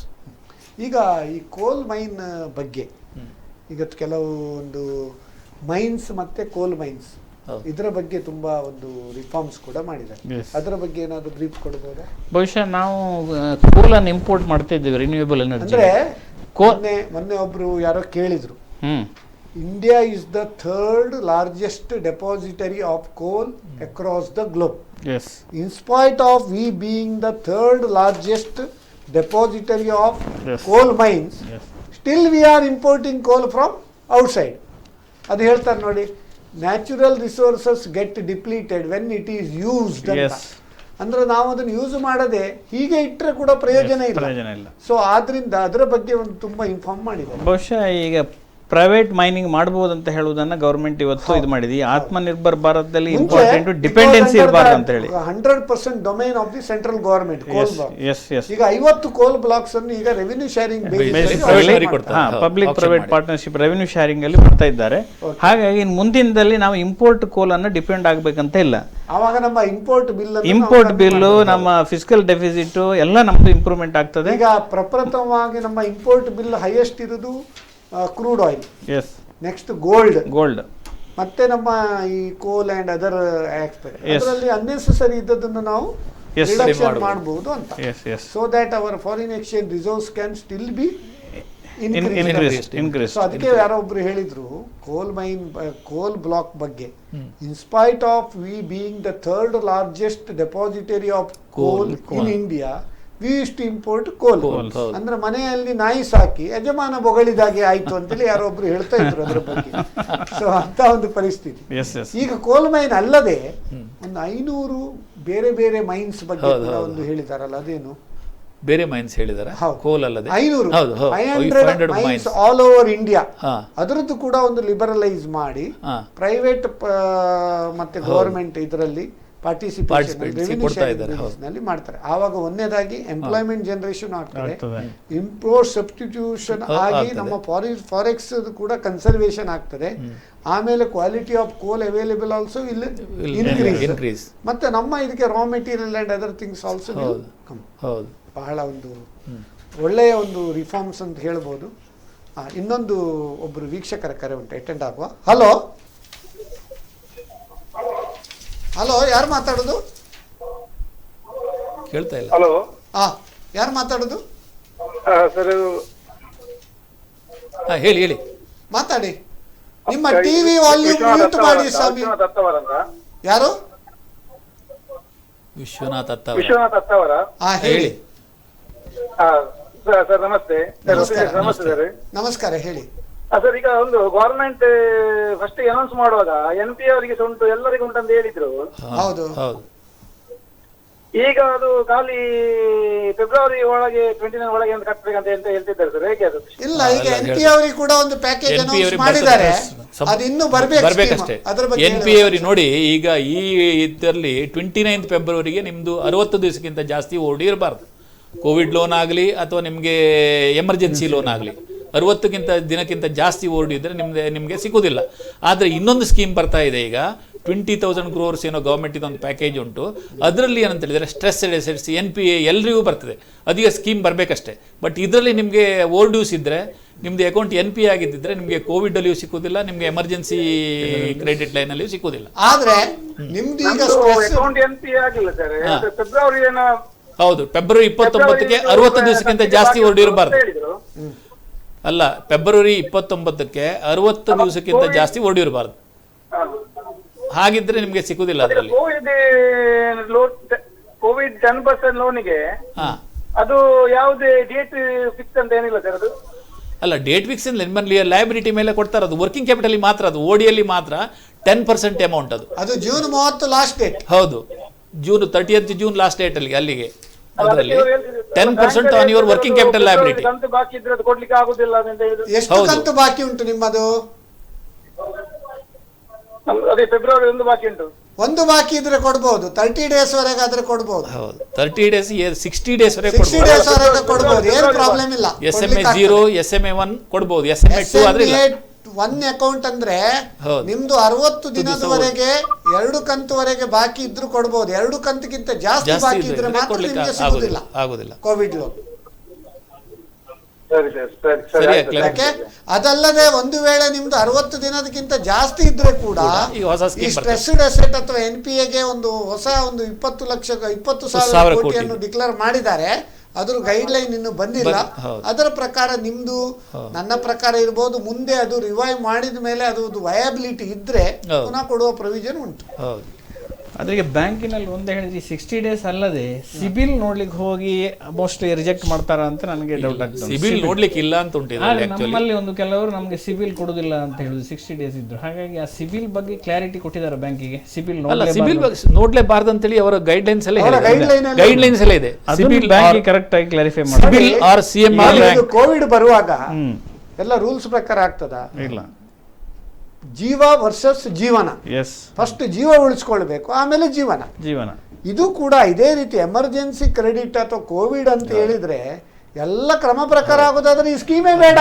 ಬ್ಯಾಂಕಿನಲ್ಲಿ ನಾರ್ಮಲ್ ಸ್ಕೀಮಲ್ಲೇ ಕೊಡಬಹುದು. ಬ್ಯಾಂಕಿನವರು ಕೂಡ ಅರ್ಥ ಮಾಡ್ಕೊಳ್ಬೇಕು, ಬಾರೋವರ್ ಕೂಡ ಅರ್ಥ ಮಾಡ್ಕೊಳ್ಬೇಕು. ಬಾರೋವರ್ ಕೂಡ ಕೆಲವು ಸರಿ ಏನಾಗ್ತಾರೆ ಬ್ಯಾಂಕ್ ಅಲ್ಲಿ, ಈ ಬಾರೋವರ್ ಕಂತು ಕಟ್ಟಲಿಲ್ಲ, ಮುಂದೆ ಕಂತು ಕಟ್ಟುವ ಅವರಿಗೆ ಧೈರ್ಯವೂ ಇಲ್ಲ, ಅಂತವರಿಗೆಲ್ಲ ತೊಂದರೆ ಕೊಡ್ತಾರೆ. ಬಟ್ ಇವ್ರು ಅವ್ರನ್ನ ಕನ್ವಿನ್ಸ್ ಮಾಡಬೇಕು. ಅಲ್ಟಿಮೇಟ್ಲಿ ಏನಂತ ಹೇಳಿದ್ರೆ ಒಂದು ಗಾದೆ ಉಂಟು, ಕುಲ ನೋಡಿ ಹೆಣ್ಣು ಕೊಡು, ಮರ ನೋಡಿ ಬಳ್ಳಿ ನೋಡು, ಜನ ನೋಡಿ ಲೋನ್ ಕೊಡು ಅಂತೇಳಿ. ಈಗ ಯಾರು ಜನ ನೋಡಿ ಲೋನ್ ಕೊಟ್ಟದಿದ್ರೆ ಇಷ್ಟು NPA ಆಗುದಿಲ್ಲ, ಪ್ರಾಬ್ಲಮ್ ಆಗುದಿಲ್ಲ ಇತ್ತು. ಈಗ ರೇಷಿಯೋ ನೋಡಿ ಕಂಪ್ಯೂಟರ್ ನೋಡ್ಕೊಂಡು ಎಲ್ಲ ಲೋನ್ ಕೊಟ್ಟೆ ಈ ಪ್ರಾಬ್ಲಮ್ ಆದದ್ದು. ಜನ ನೋಡಿ ಲೋನ್ ಕೊಟ್ರೆ ಏನು ಪ್ರಾಬ್ಲಮ್ ಇಲ್ಲ. Emergency promoter is good, any type of loan if you give he will make good. Promoter is not good, whatever security you take, it is always dangerous.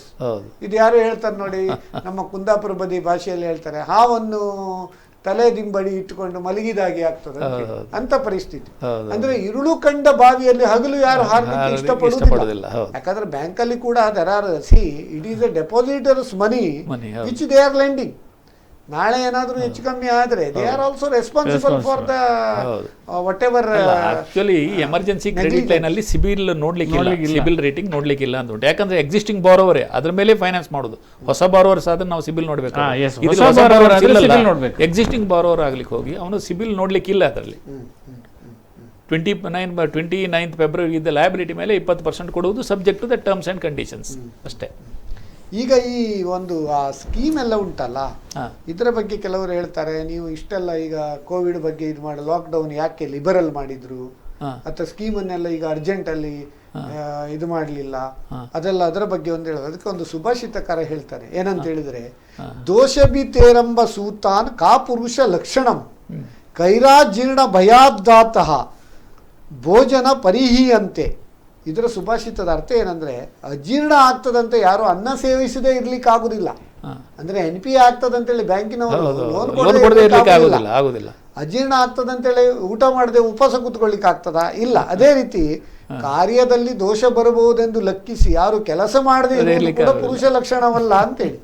ಆದ್ರಿಂದ ಮುಂದೆ ಹಾಗಾಗ್ತದೆ ಹೀಗಾಗ್ತದೆ ಎಲ್ಲ ಊಹಾಪೋಹ ಮಾಡಿಯೇ ನಾವು ಏನು ಮಾಡದೇ ಇರುವುದು ಕೂಡ ಸರಿಯಲ್ಲ. Ship is safe at harbour but it is not meant for that.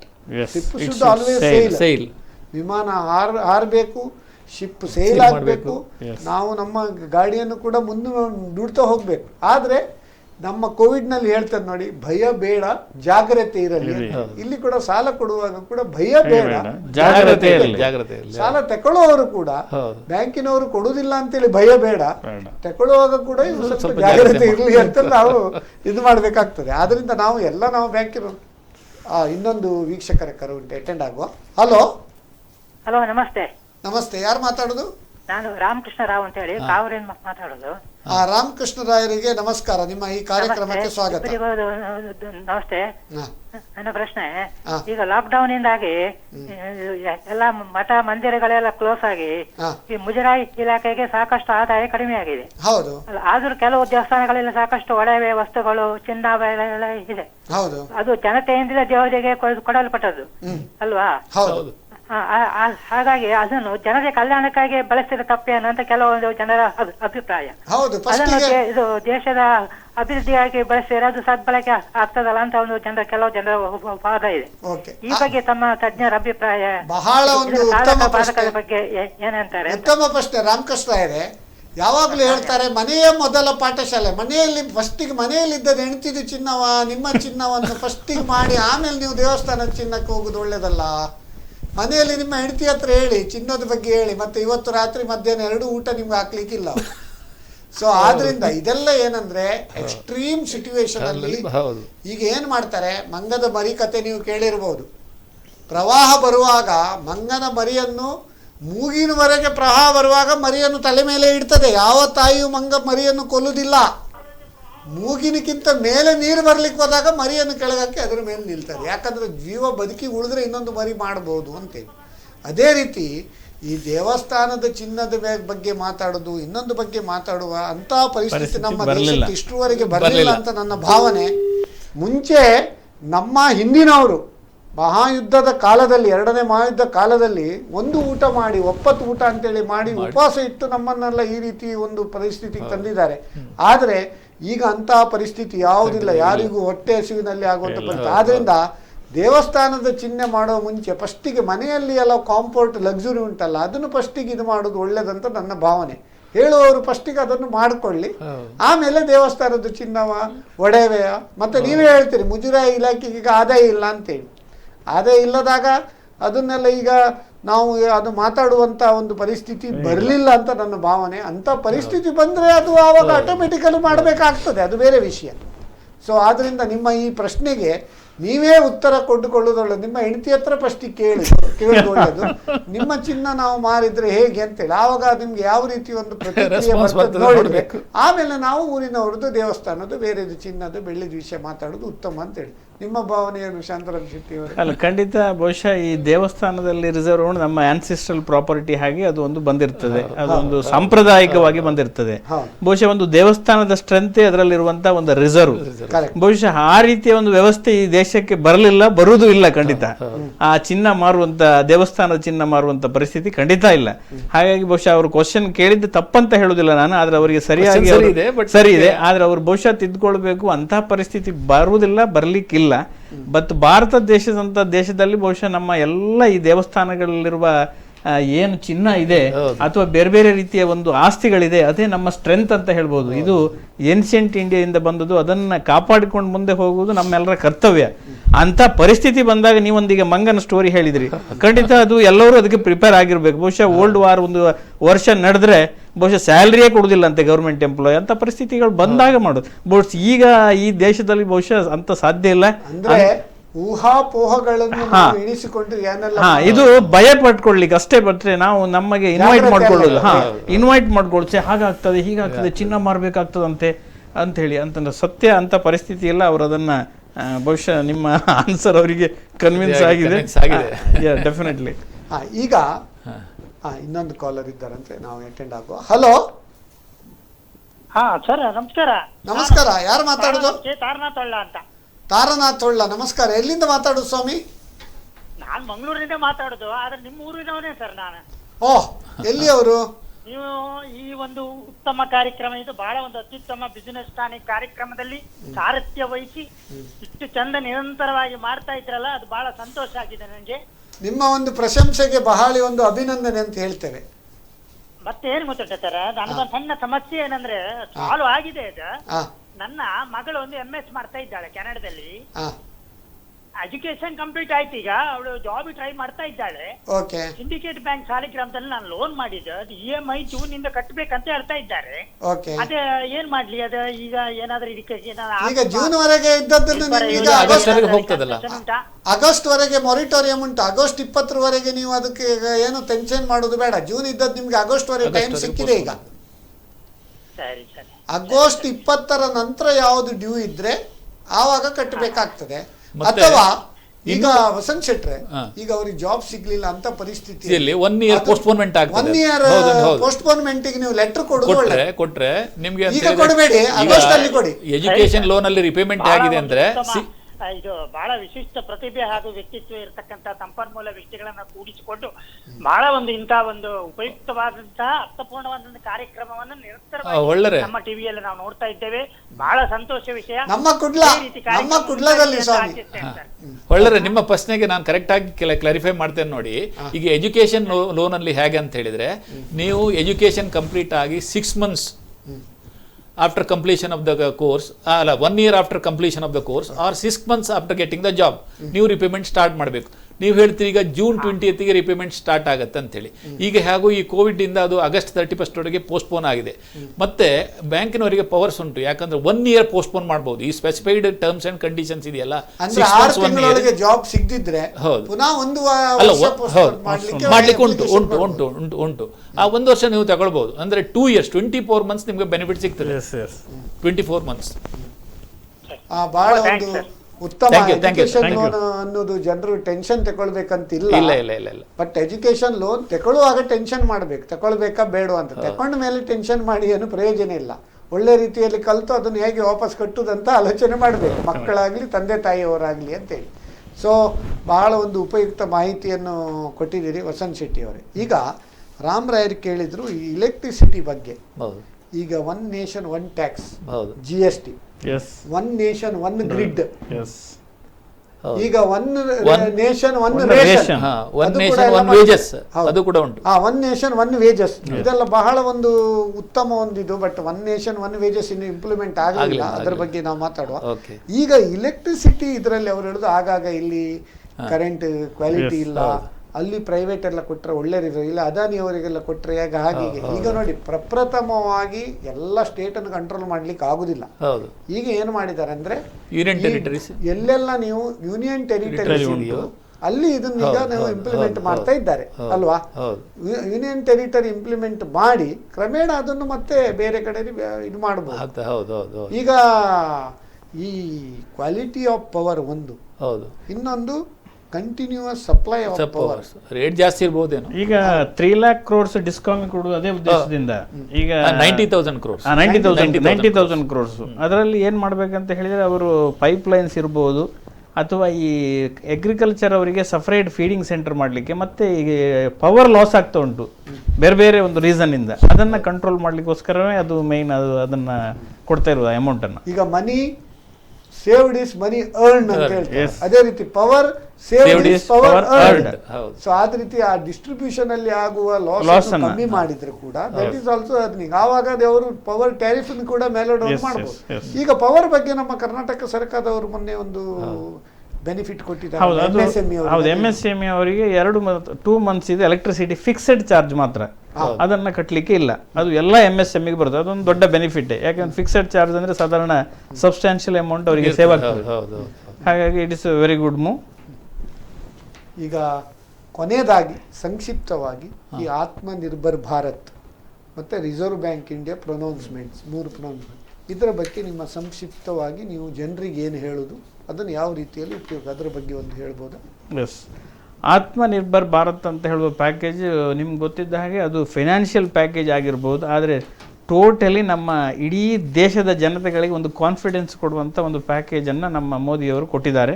ಆತ್ಮವಿಶ್ವಾಸ ಆತ್ಮನಿರ್ಭರ್ ಅಭಿಯಾನ್ ಆತ್ಮವಿಶ್ವಾಸ. ಹೌದು, ಬಹುಶಃ ನಮಗೆ ಕರೋನಾ ಇವತ್ತು ಏನು ಕಲಿಸಿದೆ ಅಂತ ಹೇಳಿದರೆ, ಬುದ್ಧಿವಂತನೂ ಇವತ್ತು ಬದುಕುವುದು ಕಷ್ಟ ಆಗ್ತದೆ, ಅಥವಾ ಅವನು ಬಲಿಷ್ಠ ಆದರೂ ಆದರೆ ಪರಿಸ್ಥಿತಿಗೆ ಯಾರು ಒಗ್ಗಿಕೊಳ್ತಾರೆ ಅವರು ಬದುಕಲಿಕ್ಕೆ ನಮಗೆ ಕೊರೋನಾ ಪಾಠ ಕಲಿಸಿದೆ. ಇದರ ಮೂಲಕ ಬಹುಶಃ ಮೇಕ್ ಇನ್ ಇಂಡಿಯಾ ಇದರ ಪ್ರಕಾರ ನಮ್ಮ ಸ್ವಾವಲಂಬಿ ಭಾರತವನ್ನು ಮಾಡಿಕೊಂಡು ನಾವು ಮುಂದೆ ಹೋದರೆ ಬಹುಶಃ ಭಾರತ ವಿಶ್ವಗುರು ಅಂತ ಹೇಳ್ಕೊಳ್ಳಿಕ್ಕೆ ಬಹುಶಃ ಈಗಾಗಲೇ ಎಲ್ಲ ದೇಶ ನಮ್ಮ ಹಿಂದೆ ಬಿದ್ದಿದೆ. ಯಾಕೆಂದರೆ ಕೋವಿಡ್ ಕಂಟ್ರೋಲಲ್ಲಿ ನಮ್ಮ ದೇಶವೇ ಒಂದು ಅತ್ಯುತ್ತಮ ಸಾಧನೆ ಮಾಡಿದೆ. ಇದು ಬಹುಶಃ ನಾವು ಹೇಳುವಂಥ ಹೆಗ್ಗಳಿಕೆಲ್ಲ ಇಡೀ ದೇಶ ಒಪ್ಪಿಕೊಂಡಿದೆ. ಬಹುಶಃ ಇವತ್ತು WHO ಅಲ್ಲಿ ನಮ್ಮ ಇಂಡಿಯಾಕ್ಕೆ ಭಾರತಕ್ಕೆ ಒಂದು ಸ್ಥಾನ ಕೊಟ್ಟದಿದ್ದರೆ ಬಹುಶಃ ಈ ಒಂದು ಕೋವಿಡ್ ಪರಿಸ್ಥಿತಿಯಲ್ಲಿ ನಮ್ಮ ಈ ಒಂದು ಸ್ಪೆಷಲ್ ವಿಶೇಷವಾದಂಥ ಒಂದು ಅಭಿಯಾನವನ್ನು ನೋಡಿ ಅವರಿಗೆ ಖುಷಿಯಾಗಿದೆ. ಹಾಗೆ ಮುಂದಿನ ದಿನದಲ್ಲಿ ನಾವು ಜಾಗ್ರತೆ ಇರಬೇಕು ವಿನಃ ಯಾವುದೇ ಭಯ ಬೀಳುವ ಅಗತ್ಯ ಇಲ್ಲ. ವೈರಸ್ ಒಂದಿಗೆ ಬದುಕುವುದು, ಬಹುಶಃ WHO ಹೇಳಿದೆ ಯಾವ ದೇಶಕ್ಕೂ ಈ ಕರೋನಾ ವೈರಸ್ ಅನ್ನ ಜೀರೋ ಮಾಡಲಿಕ್ಕೆ ಸದ್ಯದಲ್ಲಿ ಸಾಧ್ಯ ಇಲ್ಲ. ಹೌದು, ಹಾಗಾಗಿ ಅದರೊಂದಿಗೆ ಬದುಕಬೇಕು. ಬಹುಶಃ ನಮ್ಮಲ್ಲಿ ಇಷ್ಟೊಂದು ಮೆಡಿಕಲ್ ಫೀಲ್ಡ್ ಮುಂದುವರೆದ್ರಿಂದ ಬಹುಶಃ death rate very less, recovery ದಿನದಿಂದ ದಿನಕ್ಕೆ ಆತ್ಮವಿಶ್ವಾಸವನ್ನು ಜಾಸ್ತಿ ಮಾಡ್ತಾ ಇದೆ.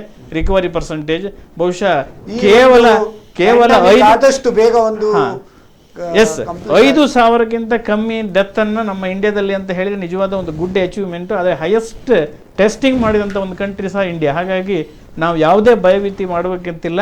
ನಾವು ಒಂದು ಈ ಲಾಕ್ಡೌನ್ ರಿಲೀಸ್ ಆದಾಗ ಬಹುಶಃ ನಮ್ಮ ಜಾಗ್ರತೆ ಮಾಡಿಕೊಂಡು ನಾವು ಸೋಷಿಯಲ್ ಡಿಸ್ಟೆನ್ಸನ್ನು ಮೇಂಟೈನ್ ಮಾಡಿಕೊಂಡು ಯಾವುದೇ ಕಾರಣಕ್ಕೂ ಯಾವುದೇ ರೀತಿಯಲ್ಲಿ ಹೆದರುವ ಅಗತ್ಯ ಇಲ್ಲ ಅಂತ ಹೇಳ್ತಾ, ಈ ಆತ್ಮನಿರ್ಭರ್ ಭಾರತ ಖಂಡಿತ ಆತ್ಮವಿಶ್ವಾಸದಿಂದ ಇಡೀ ಬಹುಶಃ bounce back next 1 year after covid, post ಕೋವಿಡಲ್ಲಿ ಈ ಭಾರತ ದೇಶ ಒಂದು ದೊಡ್ಡ ಒಂದು ಬಲಿಷ್ಠ ರಾಷ್ಟ್ರವಾಗಿ ಹೊರಹೊಮ್ಮಲಿಕ್ಕೆ ಖಂಡಿತ ಸಾಧ್ಯ ಆಗ್ತದೆ ಅಂತ ಹೇಳೋ ಒಂದು ನಿಟ್ಟಿನಲ್ಲಿ ನಾನು ಬಹುಶಃ ಈ ದೇಶದ ಜನತೆಗೆ ಒಂದು ಫಸ್ಟ್ ಆಫ್ ಆಲ್ ನಾನು ಸೆಲ್ಯೂಟ್ ಹೇಳ್ತೇನೆ. ಯಾಕಂದರೆ ಇವತ್ತು ಇಡೀ ಜನತೆ ದೇಶದ ನಾಯಕನೊಂದಿಗೆ ಕೆಲಸ ಮಾಡ್ತಾ ಇರುವುದು. So every citizen of India is a Covid warrior ಅಂತ ಹೇಳಲಿಕ್ಕೆ ಖುಷಿ ಆಗ್ತದೆ. ಆತ್ಮನಿರ್ಭರ ಭಾರತ ಈ 20 ಲಕ್ಷ ಕೋಟಿ ಪ್ಯಾಕೇಜ್ ಅನೌನ್ಸ್ ಮಾಡಿದ್ದು ಡೆಫಿನೆಟ್ಲಿ